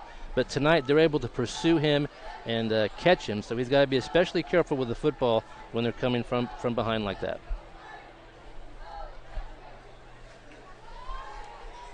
So 54 seconds on the clock in the first half. Marshfield up 35-0. I think we'll see Henley be aggressive here. I think they've got to. They moved the ball Sure. real well on their first play of this drive, and it didn't have too much luck on the second play of the drive, so it'll be 2nd and 10. But this is one of those situations where you get the ball back to start the second half. If you can find a way to put points up on the board in this possession and the ensuing possession of the first half, you know, you're right back in the ball game. 2nd and 10 from the 46. 2 receivers on either side of Stork. Takes the snap, drops back, looks to his left, rolls out of the pocket to his left side, tries to find a little bit of room, has to get up the sideline, ends up being taken down behind the sticks. A sack on the play, 3rd and about 15. And Marshfield called the right defense on that one. Henley had 3 receivers deep, and there were 4 defensive backs, good coverage. Osaa really had nowhere to go with the football, so he did what he could. Henley takes their final timeout of the half. We're going to stick with you through this one. Dear driver, you're invited to save big on a new Toyota. Hurry in today. Visit Toyota.com for more information. Toyota, let's go places. The score right now, 35-0. With under a minute to go in the second quarter. Henley's going to be facing a 3rd and long. And like you said, the defenders downfield for Marshfield locked up some of the Henley wide receivers. Stork forced to scramble out of the pocket and didn't have too much room to go. He got squished in by the sideline and a couple Marshfield defenders. Yeah, sometimes it's not the most popular decision, but sometimes the best decision is not to throw it. And I think that was the case there. There was just nobody open. Marshfield's defense heads back out onto the field, has held Henley scoreless in this first half, although the Hornets have moved the ball fairly well. I'd say not as well as they'd like to, but they put together a couple of nice plays. Tolson Higgins with a nice run. There's been some completions to Colton Smith and Owen Sheen mixed in as well. Stork's done it with his legs a couple times too, so nothing to feel bad about if you're the Henley's offense. Yeah, Henley still has the speed. They haven't lost their speed, and they can make it work for them if they can just find some open field. 3rd down and 13, the official measurement. Stork out there with 3 wide receivers and Higgins back there with them. Stork drops back to pass, feels some pressure, tries to dump it to Garrett Northcutt. Just a little bit high, brings up 4th down. That was a good idea. Marshfield's been aggressive, so they tried to just dump a little screen-type pass, and the ball just sailed a little bit, and that'll put Henley on a 4th down situation. And with 39 seconds until halftime, we'll be back with the halftime show in just a little while. We'll break down the bracket as we have it in the 4A football playoffs. Also break down this game, take a look around the state. Also some busy college football going on this weekend we'll talk about as well. Owen Sheen, the kick is up from the 45, bounces around at the 15, marked at the 20 as it bounces back now to the 24-yard line. Don't see Sheen's punts roll forward too much, or backwards in that matter, but it rolled backwards about 4 yards, friendly to Marshfield, and they'll take it over 1st and 10 with 27 seconds left to go in the half. Well, we saw that with a short field, Marshfield could score quickly, so I think that probably was a good idea to punt there, give them a little more field with only 27 seconds left to play, and try to keep them out of the end zone.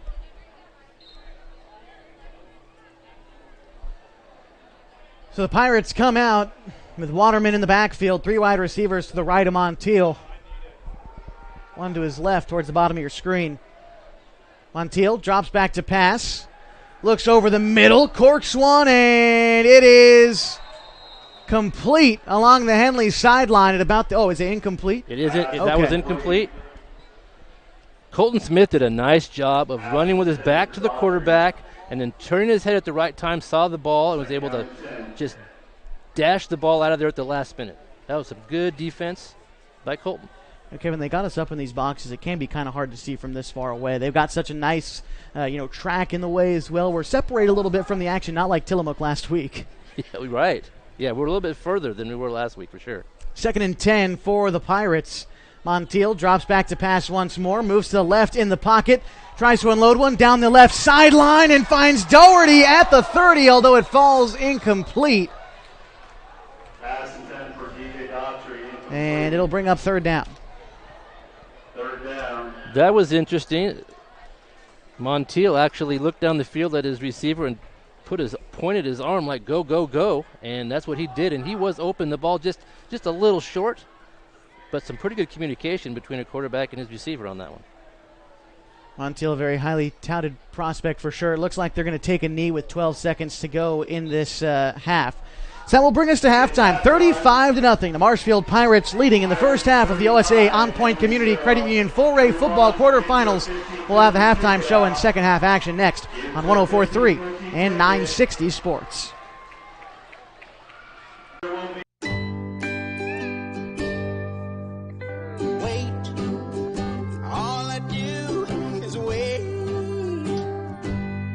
So lonely, I just sigh and moan. Seems like I've been waiting forever, wondering if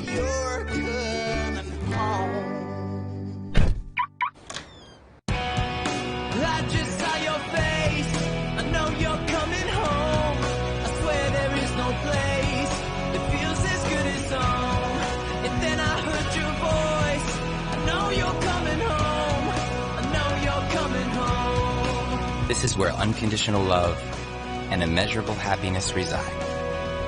This is home. Coldwell Banker, where home begins. John Bowers Construction and Landscape Maintenance is in urgent need of landscape team members now. Call them at 541-205-1464 to apply. They're also looking for a construction team lead and a landscape maintenance team lead. They offer extremely competitive wages, paid vacation, and so much more. Call John Bowers Construction at 541-205-1464 to apply today. Email johnbowerslandscape@hotmail.com. TCP number 188923. Equal Opportunity Employer. Sports was kind of what defined me as a person. I loved to play every sport I could possibly play. The Abbeys was really the family stomping ground for all of our community. Saturday afternoon, soccer tournaments, we'd head over to Abbeys afterwards. And then when we got up into middle school, on our way home, we'd stop at Abbeys after basketball games. When I go home, I want to see two things when I drive through Winston. I want to see my Abbeys, and I want to see my high school. And those are the two memories that stick out the most to me.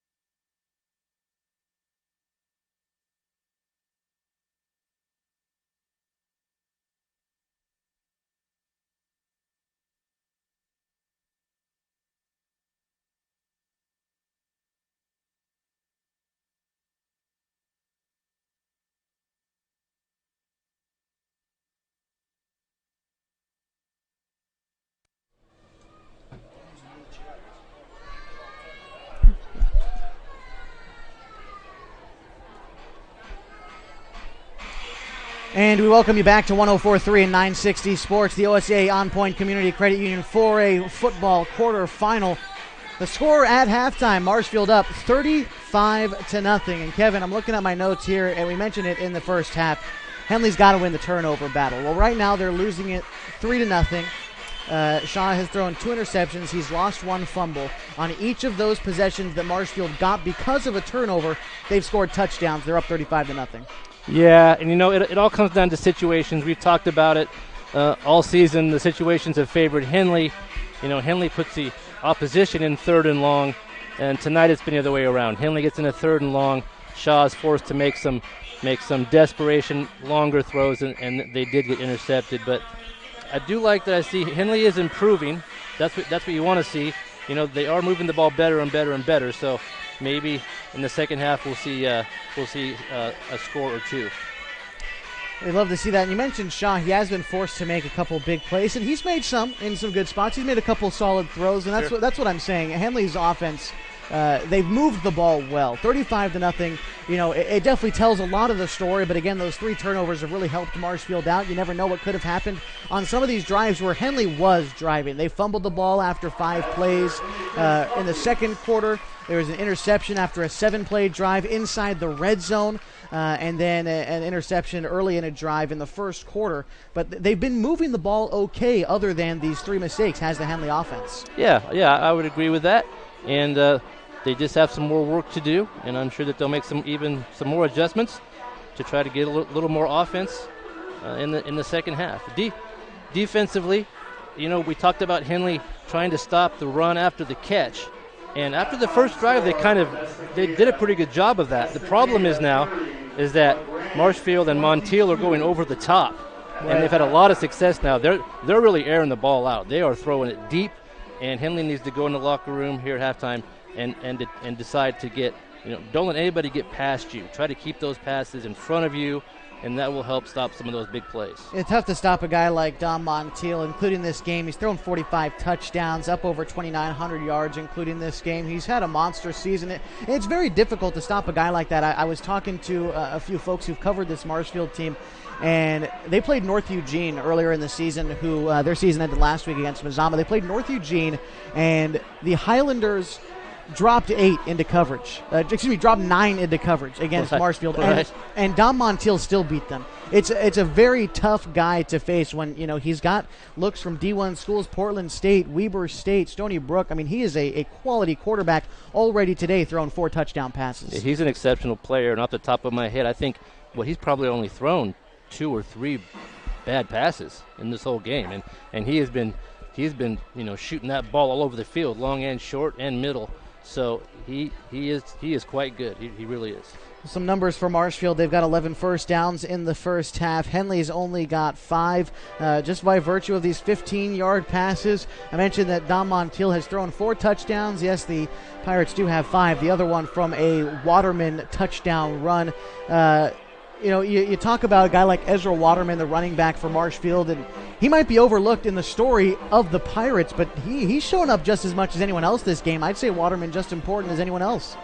Oh, without a doubt. I mean, he is, if they ever need to turn to their running game for any reason, for, a third and short situation or a fourth down conversion, he is worthy to carry the ball. He's an excellent running back, and he's very good at defense as well. He made some key defensive stops tonight for Marshfield also. Marshfield up at halftime, 35-0. The Hornets have a tall hill to climb here in Coos Bay tonight. We'll take a break, one on the halftime show. When we come back, I want to take a look at the bracket. What do we got going on around the state? We'll try to get scores for you coming up in just a bit. There are 2 other games happening tonight, 1 happening tomorrow. We'll get to the details on the 4A Football State Championship and the OSA On Point Community Credit Union playoffs coming up in just a minute. You've got the OSA On Point Community Credit Union football quarterfinals right here. 104.3, 960 Sports. Hi there, it's Les Schwab Tires, reminding you that changing seasons can mean changing road conditions. Introducing the brand new Backcountry AT2 for a quieter ride with improved performance in wet conditions. Because when it comes to keeping your family safe, the right tires help you feel prepared for anything. Seriously, anything. Now save up to $130 when you buy Quadtrac tires with financing. Les Schwab Tires, doing the right thing since 1952. What rhymes with great? Participate. Where does greatness start? Here, in the classroom. On the stage. In the pool. On the field. Where will your greatness take you? To better grades. To more friends. Yeah! Be great. Participate!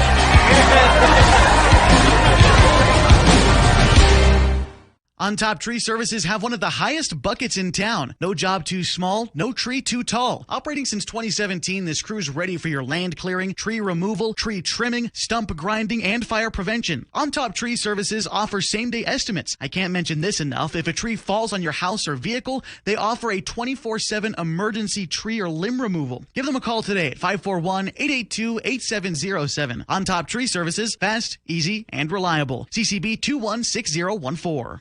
Sports was kind of what defined me as a person. I loved to play every sport I could possibly play. The Abbeys was really the family stomping ground for all of our community. Saturday afternoon, soccer tournaments, we'd head over to Abbeys afterwards. And then when we got up into middle school, on our way home, we'd stop at Abbeys after basketball games. When I go home, I want to see 2 things when I drive through Winston. I want to see my Abbeys, and I want to see my high school. And those are the 2 memories that stick out the most to me. And we welcome you back to the OSA On Point Community Credit Union 4A football quarterfinals. Tonight, the Marshfield Pirates, number 1 ranked team in the state, up on the 9th ranked Henley Hornets, 35-0. We got a couple other scores from the games going on around the state at the 4A level. The game that a lot of people paying attention to, number 2 versus number 7. It's Cascade and Marist. And Marist ranked quite highly in the state as well. Right now, Cascade is up on Marist, 7-6. Marist scored a touchdown and did not convert the extra point, so with 6 minutes to go in the first, Marist is up in that game.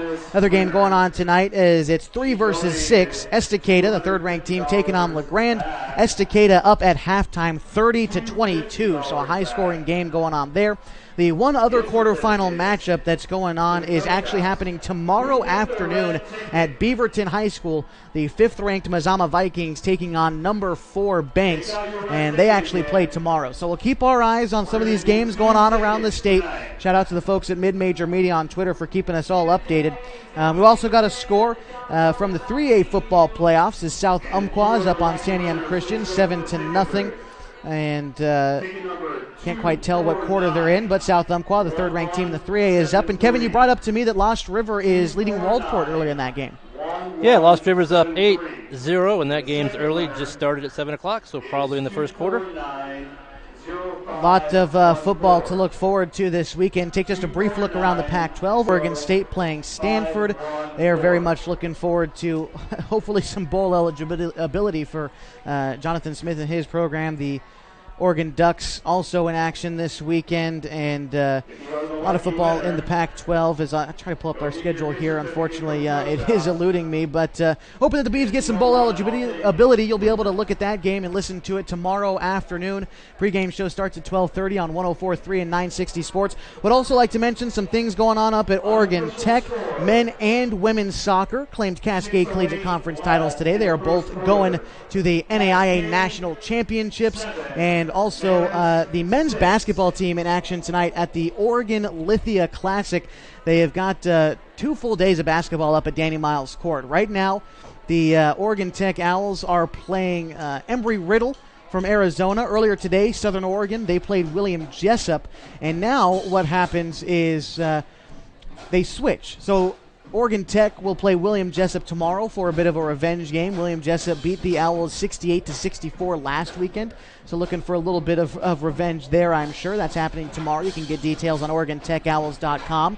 And as I'm looking at the score right now, the Owls have actually not started their game, as in the second half, the SOU Raiders up on William Jessup 75-74 with 30 seconds to go in the game. So it looks like that's a pretty close one up at Danny Miles Court. Live broadcast of the Owls game will start on our sister station, 92.5 KLAD. You can join Mike Garrard and the legendary Bobby Thompson on that call, both tonight and for tomorrow's game against William Jessup University. The Owls pregame show starts at 7 o'clock with the coaches show and 7:30 with tip-off. And it looks like the SOU Raiders, well, they're just making some substitutions right now. Going to try to keep you updated on that score as we move throughout the evening. But still a lot of football to go here in the second half, Kevin. We saw some decent things from these Henley Hornets in that first half of play. What would you like to see from them moving on into the second half? Well, it's, we're only human, and you know what the kids are thinking. The seniors are starting to think about it right now. Right. So they've got one half of football possibly left, and so they're going to go out there and they're going to do the very best that they can. They want to make tonight as memorable as they can. So I just don't expect to see any quit in these kids, and we'll see what the coaches have devised. I'm sure they made some adjustments, and we'll see how they fare. Yeah, it's looking to be a fun second half for the Hornets. At least that's what we hope. Make it fun in these last 24 minutes. But we're here at a great facility tonight, so it's a great backdrop for it at Marshfield High School. Greg Mulkey, the athletic director, has done a great job, and there's been some great people to walk through Marshfield's doors as a student. Of course, you've got Mel Counts. He was a 7th pick in the 1964 NBA draft, was an Olympic and NBA basketball player. Of course, Mark Helfrich, former University of Oregon head football coach, and then the guy that everyone remembers Marshfield for, Steve Prefontaine, an Olympic runner and former American record holder as well in the Olympic trials. Some great people coming through Marshfield High School. Yeah, and maybe a few more tonight will add to that. Seeing some guys like Dom Montiel and Ezra Waterman. Someone's got to add them to Marshfield's Wikipedia page, maybe too. Maybe. We've got a little bit of time left to go in halftime. Going to take a break. When we come back, it is time for second half action. The Marshfield Pirates, number 1 ranked team in the state, leading the 9th ranked Henley Hornets at halftime, 35-0. You've got the OSA On Point Community Credit Union Full-Ray Football Quarterfinals on 103 and 960 Sports.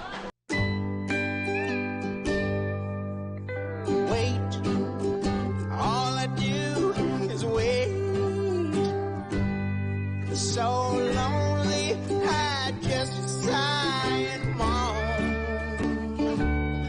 Seems like I've been away forever, wondering if you're coming home.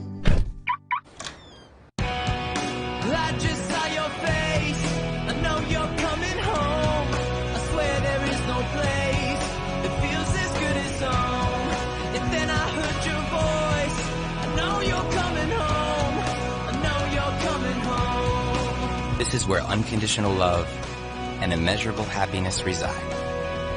This is home. Coldwell Banker, where home begins. John Bowers Construction and Landscape Maintenance is in urgent need of landscape team members now. Call them at 541-205-1464 to apply. They're also looking for a construction team lead and a landscape maintenance team lead. They offer extremely competitive wages, paid vacation, and so much more. Call John Bowers Construction at 541-205-1464 to apply today. Email johnbowerslandscape@hotmail.com. CCP number 188923. Equal opportunity employer.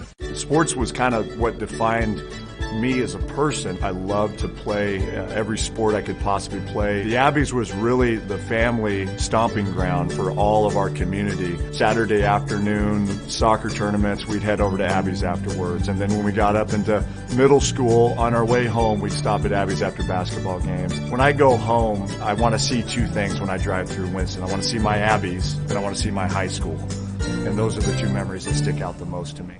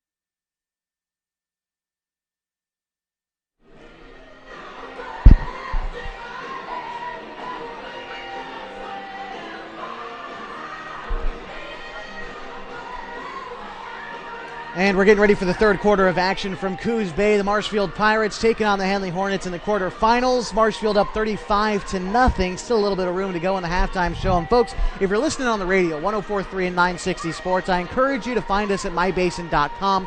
We've got the live video stream for you. It is totally free to view. If you've got any kind of smart device with the YouTube app, you're able to get the stream because we broadcast through YouTube. Full second half of action coming up, and aside from just seeing the Hornets try to make a comeback in the second half, you get to see a quarterback in Dom Montiel's got Division I offers. He's been playing very well this evening. Has already thrown 4 touchdown passes, and your chance to support some of these Hornets as well. So be sure you find us online for this live video broadcast on mybasin.com. My name is Josh Eldridge. I'm with Kevin Petrick tonight and Nick Bradford running that live stream I was talking about. And we are almost ready for second half action from Coos Bay. The Marshfield Pirates leading the Henley Hornets, number 1 versus number 9. The Pirates up 35-0. The Hornets will get the ball back to start the second half and trying to put some points up on the board as well as the teams head out onto the field. I don't think it's even – is it even raining anymore? I don't believe it is. Yeah. I'm trying to look at the track to see if it's raining. I don't think it is, but we're up here. We're dry regardless. Yeah. So, but it's kind of turned out to be a pretty nice night. It's not cold at all. No, it's very nice. Yeah. So.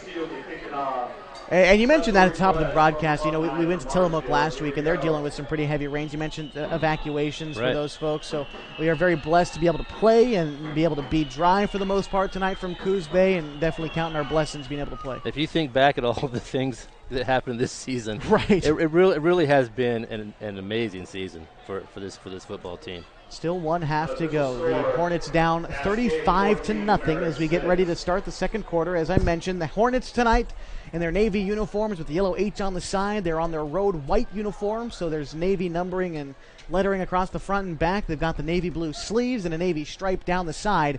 They will get the ball first. Marshfield to kick off. We're in all purple tonight with yellow trim for their numbering and lettering. They've got a pair of yellow stripes down the side of their pants as well. And it looks like we're just about ready for second half football from Coos Bay.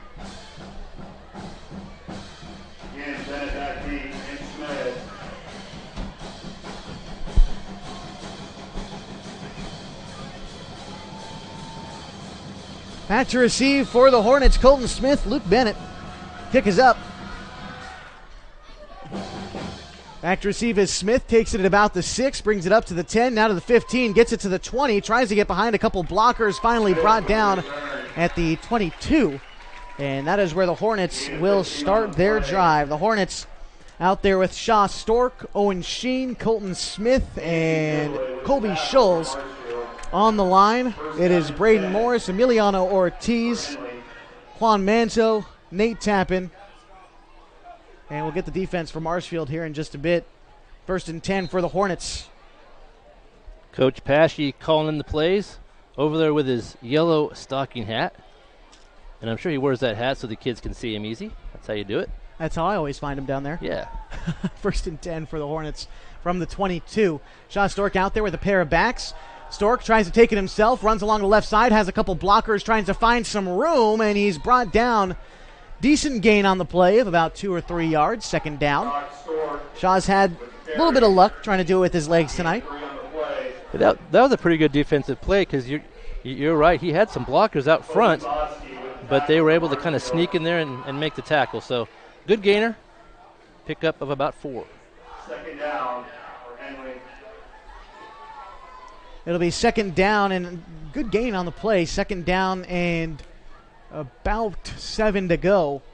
Stork takes this one again, decides to pitch it to Northcutt. Northcutt gonna unload one downfield to Colton Smith, who catches it at the 35, brought down at the 40. And that will be a 1st down, a big play. Kevin, we said we wanted to see Henley do something creative. That's about a 35-yard reception. Henley shifts field position now into Marshfield territory at the 40. That's how you do it. And Nolan Northcutt, he's the quarterback for the JV squad. So right. He knows how to throw a football. And let me tell you, Marshfield was really not fooled on that. There was good coverage down there. That took a good pass and a nice completion to Colton Smith. 1st and 10 from the Marshfield 40 as Henley drives from left to right. Stork, this one's going to be a handoff to Garrett Northcutt. Tries to find his way up the middle, a gain of 1, 2nd down. Garrett's had more and more carries as the season's progressed, and he's done a nice job. He's really become a good runner. He was always a good runner, but getting a lot of touches the last few weeks. Garrett Northcutt, a senior back, 5'9", 170 pounds. 2nd and about 8. Stork takes the snap. It's going to be a play-action pass. He rolls out to his right, tries to get it near side to Sheen, and just falls incomplete. 2nd down. 3rd down. It's 3rd down. Just a little bit short on that route. There's actually pretty good coverage back there. It took Owen some time to shake his defender. And that'll bring up a 3rd down situation for Henley. Henley's had a little bit of trouble on 3rd down tonight. Trying to convert here on a 3rd and 8, under 9 minutes to go in the 3rd. Marshfield up 35-0 over the Hornets.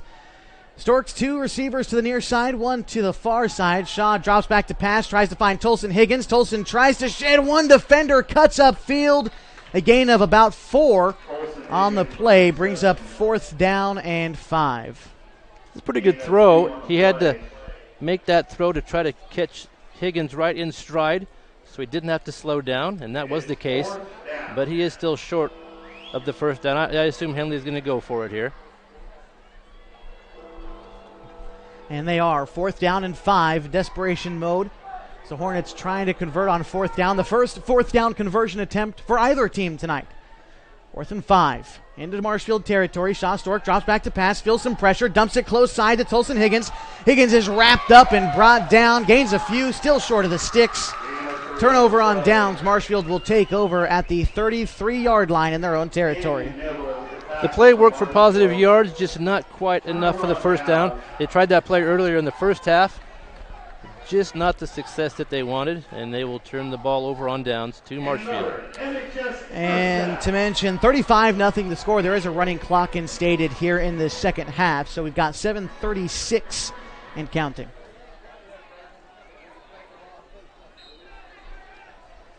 First and 10 for the Pirates from their own 33-yard line officially. Don Montiel drops back to pass, looks very quickly off to his right, completes a pass along the far sideline Catching that one for Marshfield was going to be Mateski. Alex Mateski with the reception, gain of 3 on the play. Marshfield goes without a huddle, as they always do. This is the only game I've seen them in person, of course, but they seem to be a very methodical group. They'll run about the same pace the whole game. 2nd and 7. Don Montiel drops back to pass. This time looks over the middle, completes it, and getting around one defender, a gain of 15. Ends up being on the play. Tolson Higgins in on the tackle, and Marshfield first down. Another pass over the middle. They're not afraid to throw the football in traffic. And that was a quick little play action. They faked the dive in there and made a nice little pass. Enough for a first down. And it will be 1st and 10 from the Marshfield 48. Don Montiel takes the snap, looks to quickly dump it off to Waterman. Waterman gets past Scholes, up now to the 50, brought down at the 45, and in on the tackle was Northcutt.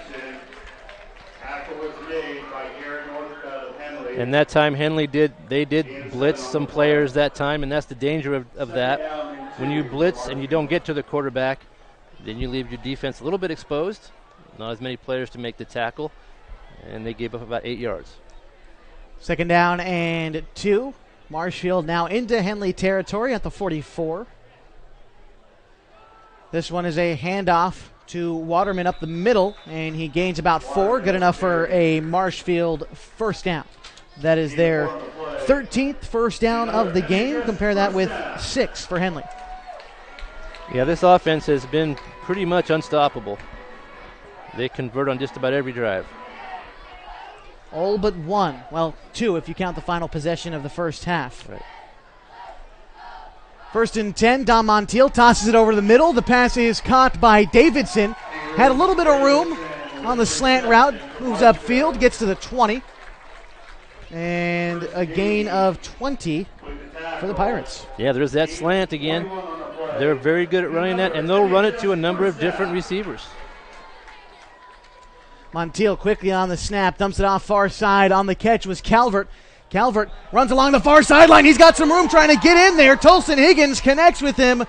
And touchdown Marshfield. Waited for the signal, but he gets in there. That's a touchdown for the Pirates, 41-0 Marshfield. They're just spreading the ball all over the field. They throw left on the slant, they go down the seam, they run, and then they chuck it to the right, and another Marshfield touchdown. For Marshfield tonight, let me count this. Let's see, 1, 2, 3, 4 different players scoring touchdowns tonight for the Pirates. They try an extra point here. That would put them up 42.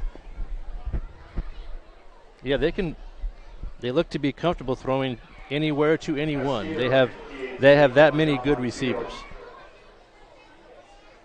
Castillo to kick, Montiel to hold. The kick is up right down Main Street. 42-0. The Marshfield Pirates lead in the Osaa On Point Community Credit Union quarterfinal. You've got it on 104.3 and 960 Sports. The innocence of youth. Is there anything any better? But soon they'll be in high school and facing all the same challenges you faced. How to make friends, how to fit in, how to be cool. We want our children to have everything they'll need to live fulfilling and productive lives. Make sure the kids in your family are among the more than 120,000 participants here in Oregon who take part in high school sports or activities.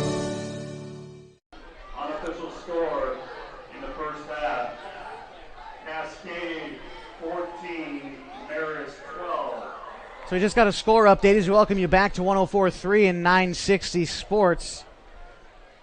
Marist and Cascade 14-12. That's the score of the other quarterfinal. 3:50 to go in this third quarter as Marshfield put together a drive that lasted 5 plays, went 67 yards in 4 minutes and 10 seconds. Marshfield striking again, this time with Don Montiel and Jonathan Calvert. Marshfield, the ensuing kickoff is up. Kick fielded at the 5, brought up to the 10, now to the 15, and finally brought down Luke Bennett at about the 17. And that is where Henley will start this drive at their own 17 with 3.5 to go in this third quarter. Again, we'll mention there is a running clock instated here in Coos Bay with Marshfield up 42-0. So keep you updated on the score, or excuse me, on the time as the broadcast continues this evening. Henley's offense back out there. They tried to go for it on fourth down their last time and failed. It was a turnover on downs, but the drive did last a little while, 6 plays. This time Stork takes the snap, looks to his right, completes the pass, but wrapped up in no time is Austin Fitz, a gain of 1 on the play. That was a nice open field tackle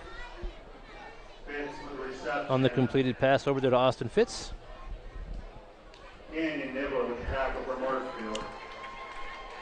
So the Hornets face a 2nd down and 6. A few more yards than I had originally thought.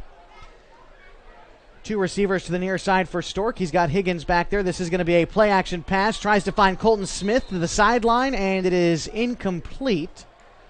Stepped out of bounds before he could bring the pass in and control it. 3rd down and 6. The officials say didn't quite get both feet in there. So that'll be 3rd down. And we've mentioned that Henley's moved the ball pretty well the last few drives, but to give Marshfield a little bit of credit, they've been stingy when they need to be. Right. And they put a stop to those drives. 3rd down and 6 for the Hornets. Stork takes the snap, drops back to pass, feels a little pressure in the pocket, tries to move up some, drops back to the left side, tries to find his man Fitz. Pass incomplete. Fitz asking for pass interference. Doesn't get his way. It'll bring up 4th down. It's like Lucas Ellsworth on the coverage. That was some nice defense. I thought he timed it just right. Made a nice defensive play. So with 4th down looming, 1.5 to go now in the 3rd quarter.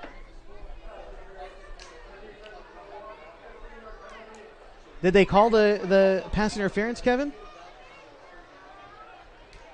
I believe they did. I looked away to the scoreboard for about half a second, and the football's moving. Yeah, I did not see the flag even thrown. Yeah, me neither. Well, 1st and 10, Henley. And they will take it from the 36-yard line. Still in their own territory. A second chance at life here for the Hornets. 3 receivers to the near side for Stork. 1 to his left. Stork takes the snap, is going to hand it off to Tolson Higgins. He finds a little bit of room, moving upfield, a gain of 8. Good hard run from Higgins. And a nice gain.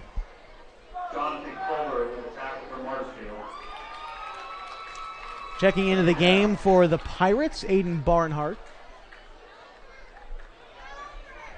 Yeah, I think we'll be seeing a lot of bench players for Marshfield from here on out. Probably seen the last of Dom Montiel tonight as well. 2nd and 2 for Henley. This is going to be a keeper for Stork, trying to come up the near side. Bounce around. Stork is hit hard at the 40. Ends up being a loss of 2 on the play. Will bring up 3rd and about 4. Stork in the open field took a shot there. Looks like George and Waterman in on the tackle. And they made a lot of tackles for the Pirates tonight. Well, that will spell the end of the 3rd quarter. Going to take a break, come back. When we do, it's 4th quarter action as the Marshfield Pirates lead the Henley Hornets 42-0 in the OSA On Point Community Credit Union 4A football.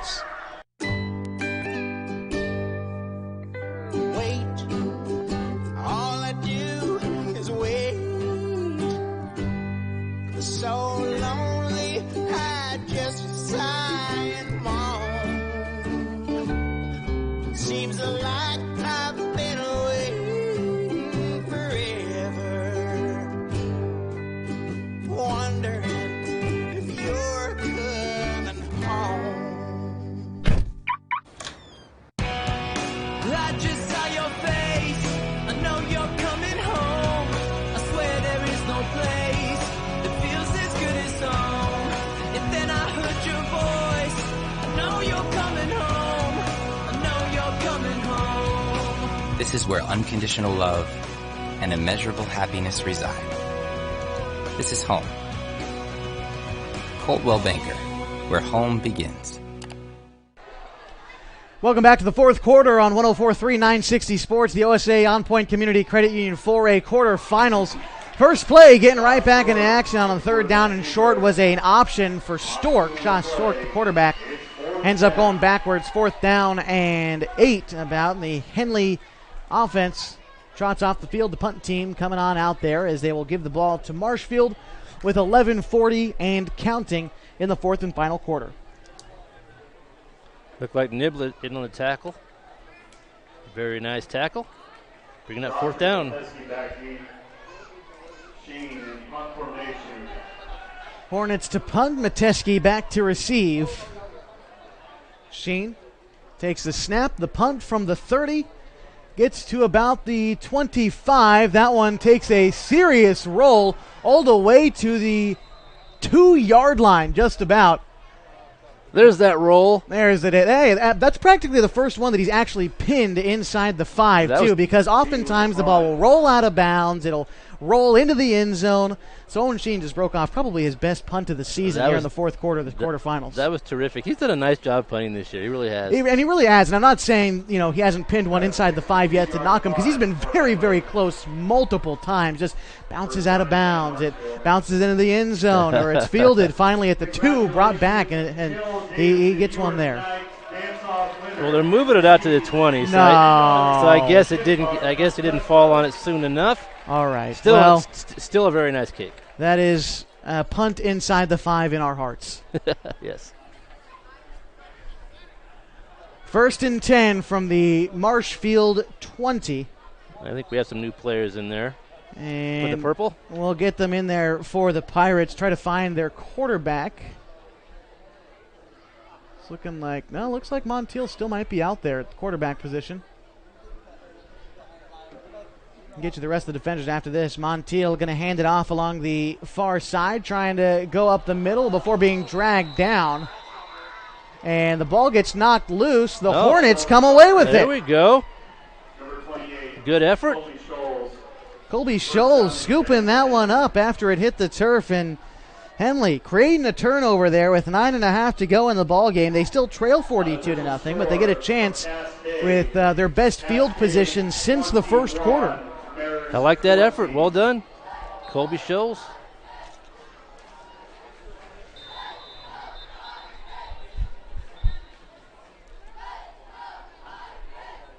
Looks like a timeout of some kind taken down there on the field. Going to stick with you through this one. We got the OSA On Point Community Credit Union football quarterfinals. On Point Community Credit Union is a proud sponsor of the OSA State Championship. On Point is Oregon's largest locally headquartered credit union, serving more than 455,000 members. Visit onpointcu.com. On Point is federally insured by NCUA, Equal Housing Opportunity. I'd also like to remind you that this game is brought to you in part by Les Schwab Tires. Having the right set of tires and wheels on your vehicle is just part of an essential safety checklist, and that's why Les Schwab does more than install just tires and wheels. Come on in for a free pre-trip safety check, and they're going to help make sure that everything's in working order at Les Schwab Tires. And Kevin, I don't know about you, but definitely checking my tires before this trip in the rain to Coos Bay. Definitely making sure that all's right. Stop by Les Schwab Tires if you might need to get those tires switched out as well. I'm going to buy a place here on the coast if we have to come over one more time. Yeah, I might as well just take out a rental of some kind. I'll split a timeshare with you. 1st and 10 for the Hornets after the fumble from the 20. Shaw Stork takes a snap, rolling to his right, looks end zone, intercepted at the 1, running down the sideline and brought down out of bounds. Returned for 11 yards or thereabout. And that is Shaw Stork's 3rd touchdown of the game, 5th of the season. And Marshfield creates a takeaway just as Henley did. I think he was looking for Austin Fitz, and he had him open for a second. Just a little too much air under the football, and the defensive back was able to sneak in there and get the interception. And are they marking him down at the 1? It looked like he'd returned it a little bit. I'm not quite sure why. Was he out of bounds? Yeah, he might have been. He caught it right on the sideline. Gotcha. Well, 8.5 to go in the ball game. Marshfield's offense back out there. Montiel looked far sideline and finds it. Gain of 11. Marshfield first down. I'm a little surprised he's still in there. Yeah, I am inclined to agree with you. The fact that also still throwing the ball brings up 1st and 10. They got it from about the 1. And as soon as we say that, he comes out. Don Montiel going to get his credit, as he well deserves. Has had a fantastic game tonight.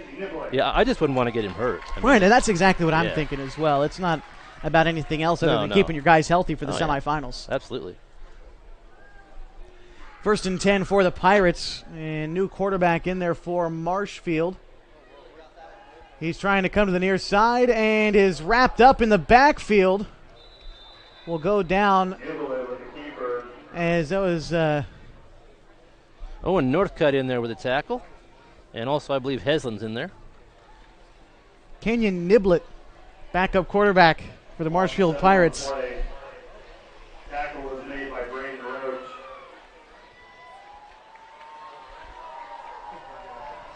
Second and 17 for Marshfield. Just about 7 minutes with a running clock left to play. Niblett back there with his running back. This is going to be a handoff coming up the middle. Finds a little bit of room. Gets to the 15. Finally catches up with Nolan Northcutt. Brings him down after a gain of 10. Still short of the sticks. And it will bring up 3rd and about 4 for the Pirates. That was a nice hole created by that line. And that makes it a very makeable 3rd and 3. Marshfield has had a great amount of success on 3rd down tonight. Looking to do it again here against the Hornets with 6.5 to go in the ball game. Marshfield up 42-0.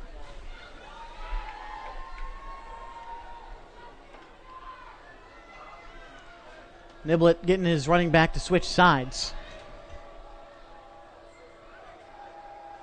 Takes the snap. This is going to be a handoff coming to the near side. Austin Fitz breaks through the line and a tackle for loss on the carry that time for Marshfield. I believe that is number 18, David Boska. David Boski with the carry for Marshfield. Austin Fitz coming off that edge with a nice play. We'll see Austin again next year. Now Austin Fitz, he is a junior, 6'4", tall kid. 4th down coming up for Marshfield, forced to punt again.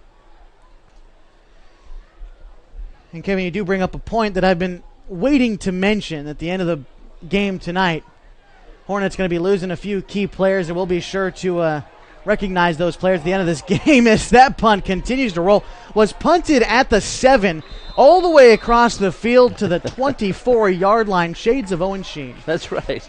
We're getting a lot of roll tonight.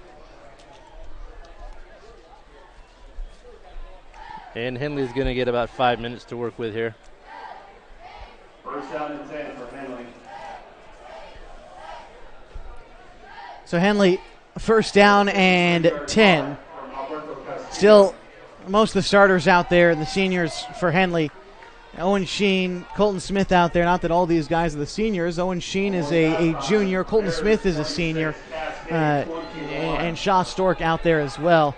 Looks like we're going to have a timeout called by the Marshfield Pirates. They take one here as I think they didn't have the right personnel on the field. 4:34 to go in the ball game. And, Kevin, you mentioned it earlier. I wanted to move past it initially. Didn't want to bring it up too much, but Henley is losing some guys at the end of the game tonight. Yeah, and, Henley has a good mix because they're obviously losing some key players, some terrific kids who have had a great season. They also bring back a lot, and they'll bring back a lot of experience next year.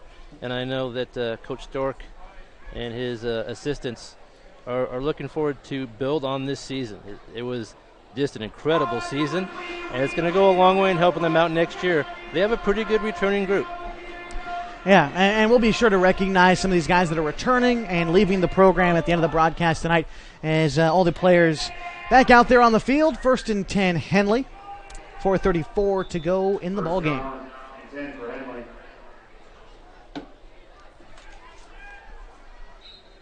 Looks like Northcutt's out there. I believe for the Hornets at quarterback. I may be mistaken. it'll be a handoff, and it was Stork out there. A handoff coming to the near side as Garrett Northcutt's got some room. He's up past the 50, gets the 45, the 40. He's being chased down, gets the 30 before being brought down. That's a 40-yard rush for Garrett Northcutt.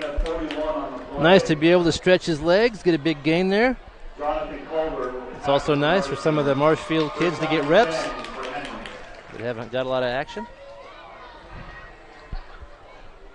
And we're just at the 4-minute mark now. Stork with Northcutt and Higgins. Wide receivers to the near side are Smith and Sheen, and Austin Fitz to the far side. This one going to be a handoff to Garrett Northcutt. Tries to find his room again. This time dives forward, a gain of 6 or 7. And a solid gainer there for the Henley Hornets. Brings up 2nd and 4.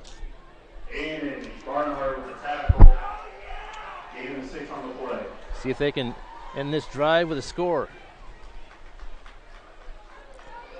It'll be 2nd and 4 for the Hornets. Same formation. So it's worked for him before, handing the ball off to Northcutt.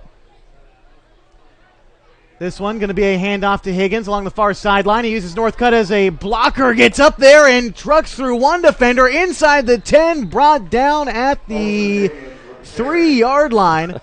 He almost scored. Just short of the stick. He almost scored. He was dragging people with him. He really wanted to get in there. Almost did. He was hungry for it. It'll be 1st and goal for the Hornets from the 1. Well, just the 3, rather. I read the scoreboard wrong. From the 3. Still 1st and goal, fairly close. Shaw Stork. He's going to hand it off one more time to Northcutt. Northcutt gets into the end zone. A Henley touchdown. Number 34, Garrett Northcutt with a touchdown for Henley. It's a well-deserved touchdown for Northcutt. It's been a pleasure watching Northcutt and Higgins run this season. 2 really special running backs for the Hornets.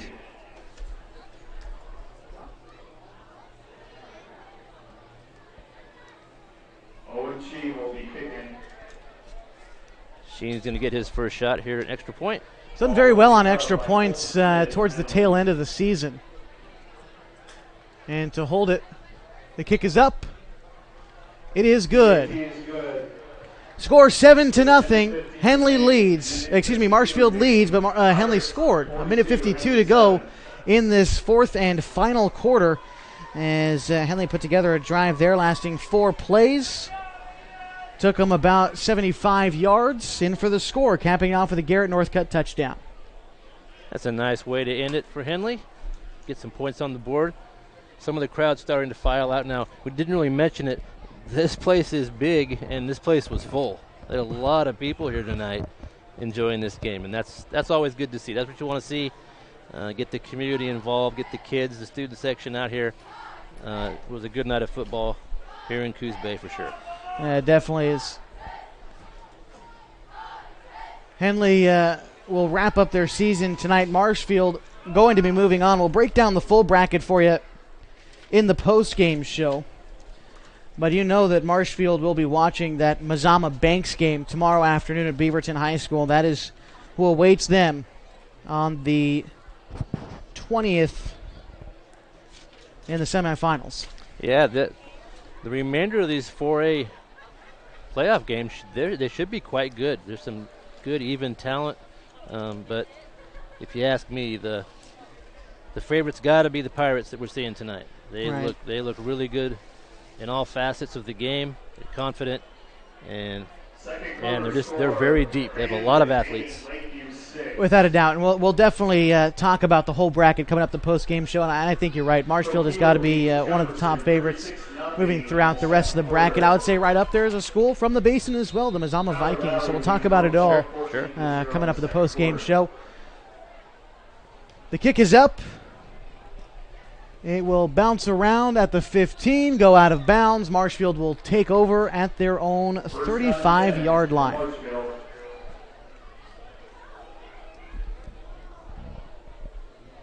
.152 left on the running clock. And I see the official winding it right now, so it's running. Marshfield's going to take over 1st and 10, and I believe we're going to have a timeout called by the Hornets. Going to stick with you through this one. You know, little things can add up to big bills when you're buying, selling, or owning a home. Coldwell Banker Home and Premier Realty's exclusive Beyond the Sale guarantees protect buyers, sellers, and homeowners from unexpected repair bills. To learn more, call Coldwell Banker Home and Premier Realty today. Hornets over there on the sideline, they called the timeout. They are trailing 42-7, likely to be the final score this evening from Coos Bay. As the hometown faithful clapping along, the music playing here. They probably want to get some players in there to see some reps. Henley called timeout. They probably want to organize a group and give them some chances to play at this neat facility. You know, it's kind of a fun privilege to get to play at a cool place like this. Really. Absolutely. You know, this facility specifically, the football field here at Marshfield High School, last year was voted by other athletic directors as the best football facility in the state, regardless of any classification. Yeah. So, well-deserving. Greg Mulkey, the athletic director, and the people that work with him and for him have done a great job in building not only this football program, but, of course, the great gym, which hosts the 3A basketball tournament, both boys and girls. So they know what they're doing here at Marshfield. Yep, these kids will never forget playing here for sure. It's going to be a handoff, 1st and 10 for the Pirates, and a gain of about 5 on the play brings up 2nd down. Nolan Northcutt. He's had some action tonight. He even completed a long pass tonight. He made the tackle there. 2nd down and 4 for Marshfield. Trotting off the field on the other side there was Chris Janney, the sophomore, checking out for Henley. This will be a keeper for Niblett. And he is wrapped up in the backfield. A loss of 1 brings up 3rd down. Elijah Roloffs. Big tackle right there. Yes, sir. Elijah Roloffs for the tackle. Now inside a minute to go in the ball game. 3rd down and 3 for the Marshfield Pirates.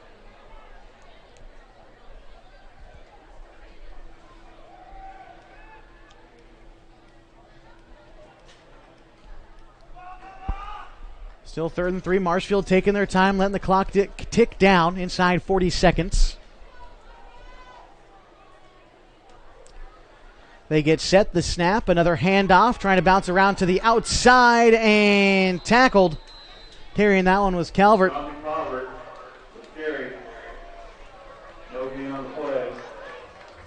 And signaling the end.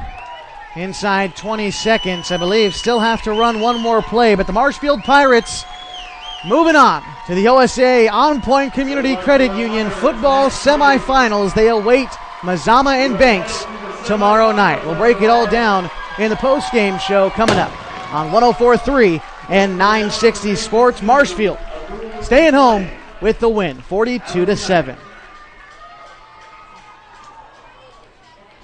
Hi there, it's Les Schwab Tires, reminding you that changing seasons can mean changing road conditions. Introducing the brand new Backcountry AT2 for a quieter ride with improved performance in wet conditions. Because when it comes to keeping your family safe, the right tires help you feel prepared for anything. Seriously, anything. Now save up to $130 when you buy Quadtrac tires with financing. Les Schwab Tires, doing the right thing since 1952. What rhymes with great? Participate. Where does greatness start? Here, in the classroom. On the stage. In the pool. On the field. Where will your greatness take you? To better grades. To more friends. Yeah! Be great. Participate!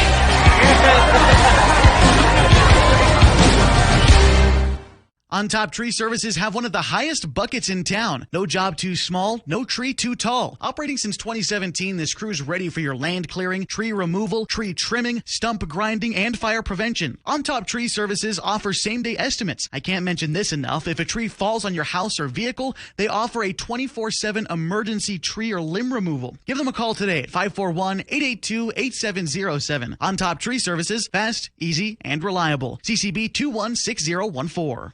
Sports was kind of what defined me as a person, I love to play every sport I could possibly play. The Abbeys was really the family stomping ground for all of our community. Saturday afternoon, soccer tournaments, we'd head over to Abbeys afterwards. And then when we got up into middle school, on our way home, we'd stop at Abbeys after basketball games. When I go home, I want to see two things when I drive through Winston. I want to see my Abbeys, and I want to see my high school.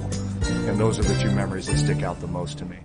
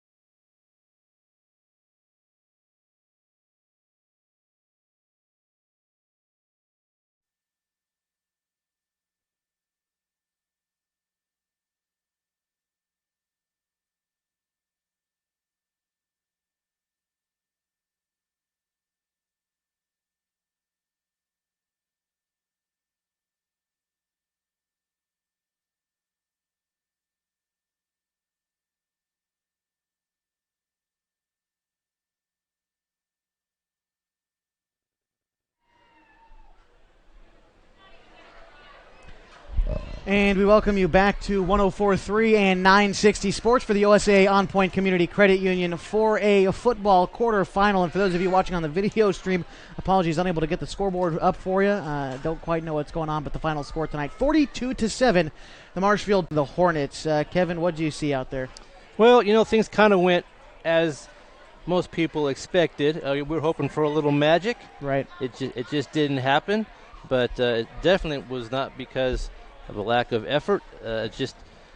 Just ran to a buzzsaw tonight. Marshfield, just a very, very good team, and I'll be surprised, really, if they get beaten this year. In the first half, Kevin, the score after one half was 35-0. We mentioned it at halftime and in the pregame show. Winning the turnover battle tonight would have been big for the Henley Hornets. They turned the ball over 4 times in the first half. 3 times, and all 3 of those times Marshfield converted points on those drives. Now, it's impossible to go back and say, well, if Henley hadn't turned it over, XYZ, like we kind of did with the Mazama game, which kind of turned out the same way. Henley lost that game 41-14. That was their only other loss in the season. Right. But, other than those turnovers that Marshfield then converted into points, Henley moved the ball well tonight. They played a decent game of football, and I don't think they have anything to hang their heads about tonight. Oh, certainly not. Certainly not. And you're right. You have to win the turnover battle in a game like this. And it just didn't go their way, but they really played their hearts out. Good group. Final score tonight, Marshfield, the number 1 team in the state. They move on. They beat the Henley Hornets 42-7. Marshfield is the first team to book their ticket to the semifinals in the 4A football bracket. I got some scores from a couple of the other games going on tonight. I will mention that Mazama and Banks play tomorrow afternoon at Beaverton High School. The winner of that game will run into these Marshfield Pirates next Saturday. That is when the games are scheduled on Saturday. And they could play Friday or Saturday, but they will play next week. Looking around, towards the bottom of this bracket, LeGrand and Estacada.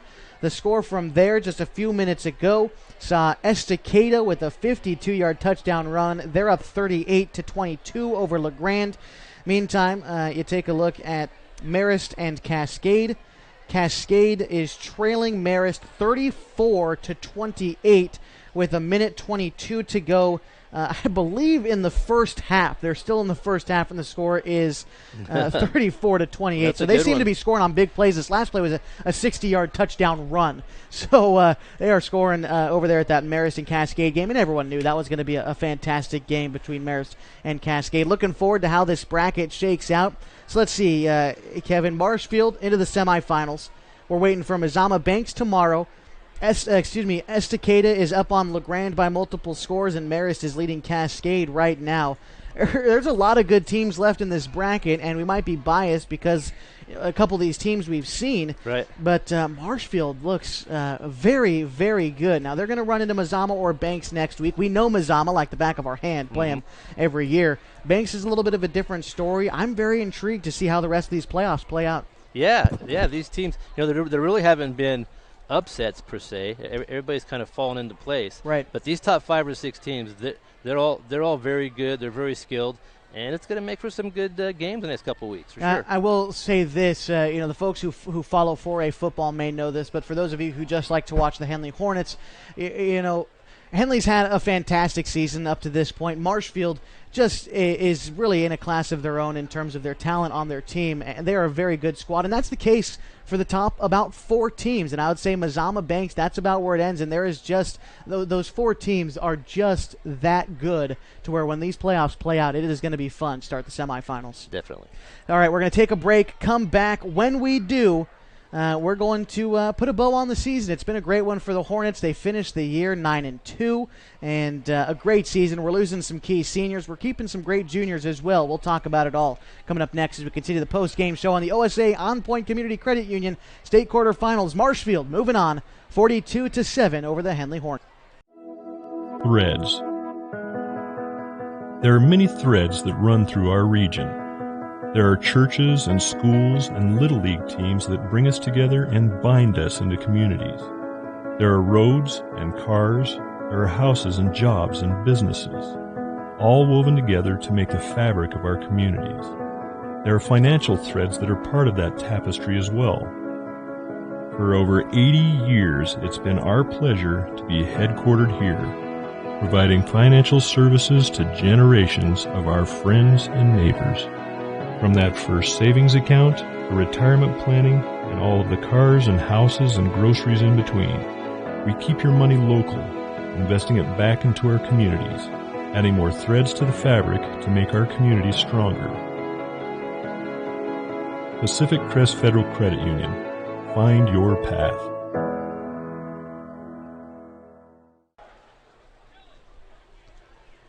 Welcome you back to 104.3 960 Sports. The On Point Community Credit Union 4A football quarterfinal. The Marshfield Pirates dispatching the Henley Hornets 42-7 tonight. They will move on to the semifinals. But, Kevin, Henley's season comes to an end tonight.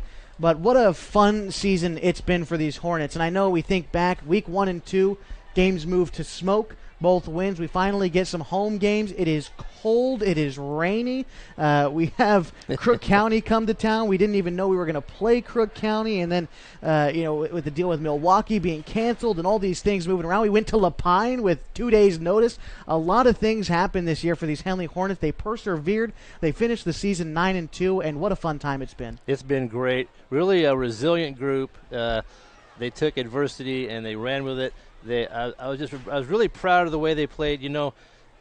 As a coach, what you want your team to do is you want to beat the teams you should beat, and you want to win the games where you have even competition. And I really felt those 3 games where Henley had pretty even matchups with Lapine, Hidden Valley, and last week against Tillamook, and they won all 3 of those. Right. And that's really a testament. That's how you get from a good season to a great season. They really elevated their play when they needed to, and they won some games that were close, and I'm sure the coaches are just really proud of this group. And I would definitely like to mention before we go off the air, this coaching staff is just terrific, and we should all be proud to have these guys looking over our players. I was just really impressed with the job that they did this year with all the variables mixed in. Coach Alex Stork, in his 7th season, has led his team to the playoffs again for the 2nd straight year. They went 4-1 in league play, 9-2 overall, including the loss tonight. Finished the season ranked 9th in the state. Their only 2 losses earlier in the season on October 1st to Mazama, 41-14, a team which is also in the quarterfinals, and then their other loss to Marshfield, who is the best team in the state that we've seen so far this season, save for those Mazama Vikings. So a fantastic season for these Hornets. I will say they're losing 15 seniors at the end of this, on their bus ride home, Kevin. They're losing number 1, Colton Smith. They're losing Victor Alonzo, Connor Sieben, Colby Brennan, Colt Earls, Benny Scott, Colby Scholes, Garrett Northcutt, Tolson Higgins, Hagen Greer, Lawrence Bank, Alex Lumbreras, Braden Roach, Aiden Heslin, and Elijah Roloffs. 15 seniors. And Kevin, I know when these kids were freshmen, you had the opportunity to coach a lot of them, and now they're moving on. Yeah, I'm proud of each and every one of those kids. they're going to look back at this season and they're going to be really happy with their effort, and they're happy right now. It was just a pleasure to watch them play, and they really developed into good players. Yes. Just a couple of guys to highlight, guys that we saw all season long. Colton Smith on the defensive end of the ball, and offensive for that matter, continuing to make plays. A guy that we said a lot on defense and special teams, Connor Sieben. Him and sophomore Luke Bennett could be, an argument for special teams players of the years in the whole conference. Sure. Continue to make plays, both those guys. Colby Scholes is a starting wide receiver. What can be said about Tolson Higgins that hasn't already been said? And Garrett Northcutt, for that matter, 5'9" senior. Those guys showed up big tonight, broke off a couple of big runs. So Henley, yes, they are losing some key guys, but you look at some of the juniors that are ready to step up next year. Shaw Stork, Owen Sheen. Continuing to look at this list, Chris Janney's only a sophomore. You've got a lot of these guys coming back. This is a season where you made it to the quarterfinals, but I'd say the Hornets, their trajectory is up. Definitely, and you have kids like Logan Whitlock. Right. I think he'll be able to step in at running back, and you have some underclassmen that are definitely going to they've learned a lot from this season and those seniors, and I think we'll be pleasantly surprised with their effort next year for sure. Right, wishing those seniors a farewell. We might see them in basketball, a couple of them. The Hornets ranked, I believe, preseason polls have them second in the Skyline Conference, probably going to make a playoff berth behind those KU Pelicans, who have been very good. We'll, of course, have the basketball coverage once it starts for you on 104.3 and 960 Sports, looking to see how these Hornets transition into hoop season, which is going to be a lot of fun. But again, Colton Smith, Victor Alonso, Connor Sieben, Colby Brennan, Colt Earls, Benny Scott, Colby Scholes, Garrett Northcutt, Tolson Higgins, Hagen Greer, Lawrence Bank, Alex Lumbreras, Braden Roach, Aiden Heslin, and Elijah Roloffs. They're moving on from the program at the end of the season, which is tonight, as they lost 42-7 to the Marshfield Pirates. Those Marshfield Pirates, they are moving on to the semifinal. They await the result of either Mazama or Banks. That is coming on tomorrow afternoon, 1 p.m. at Beaverton High School. That game will be available on the NFHS network. Definitely looking forward to following that game tonight. Tomorrow afternoon. Final score 42-7. Henley falling in this one. And before we head off the air, would like to remind you one more time, the Oregon Tech Hustlin' Owls are playing right now against Embry-Riddle University with 9:23 to go in the first half. The Oregon Tech Owls are up 28-11 with some men's basketball going on at Danny Miles Court. That game is on air right now on our sister station, 92.5 KLAD. If you'd like to tune on over to that one, Mike Garrard, Bobby Thompson got the call for you. But that about does it for us tonight. We appreciate you being here for the MyBasin.com Game of the Week on 104.3 and 960 Sports. You can watch an archived replay of this event and all of the Henley football games from this season on MyBasin.com. MyBasin.com is your home for everything going on in the Klamath Basin, from news to sports and everything in between. Find us online at MyBasin.com. Also appreciate you watching this OSAA State Championship event. You can get more information on the OSAA State playoffs, the soccer playoffs going on as well. Football, of course, when basketball season rolls around. Visit them online at osaa.org. Would like to thank the Marshfield Athletic Director, Greg Mulkey, for hooking us up in the booth tonight. And Kevin, I know you were outside, but that was by your own choice. We were up here in the booth tonight, staying warm. I like it out here. All right. Well, thanks to the people. Thanks to Athletic Director Greg Mulkey for hooking us up this evening with their great facility. Wishing their Marshfield Pirates the best of luck in the semifinals. Would also like to thank head coach Alex Stork of the Henley Hornets for bearing with me all season long. Kevin, I interviewed him at the beginning of every week, and every weekend he seemed so confident. And then right when I put the microphone in front of him to start asking questions, he thought about it so much. So I appreciate Alex for putting up with me so much this season. Of course, their athletic director, Jesse Hamilton, for hooking up with accommodations with this travel and keeping us in tune, allowing us to cover his programs all season long. Season is over for the Henley Hornets. They put up a great fight here in Marshfield, ended up falling 42-7. Marshfield Pirates are moving on. Final score 42-7. For my good friend Nick Bradford running the live stream and Kevin Preachuk, who is with me all season long, I'm Josh Eldridge. Good night from Coos Bay, Oregon.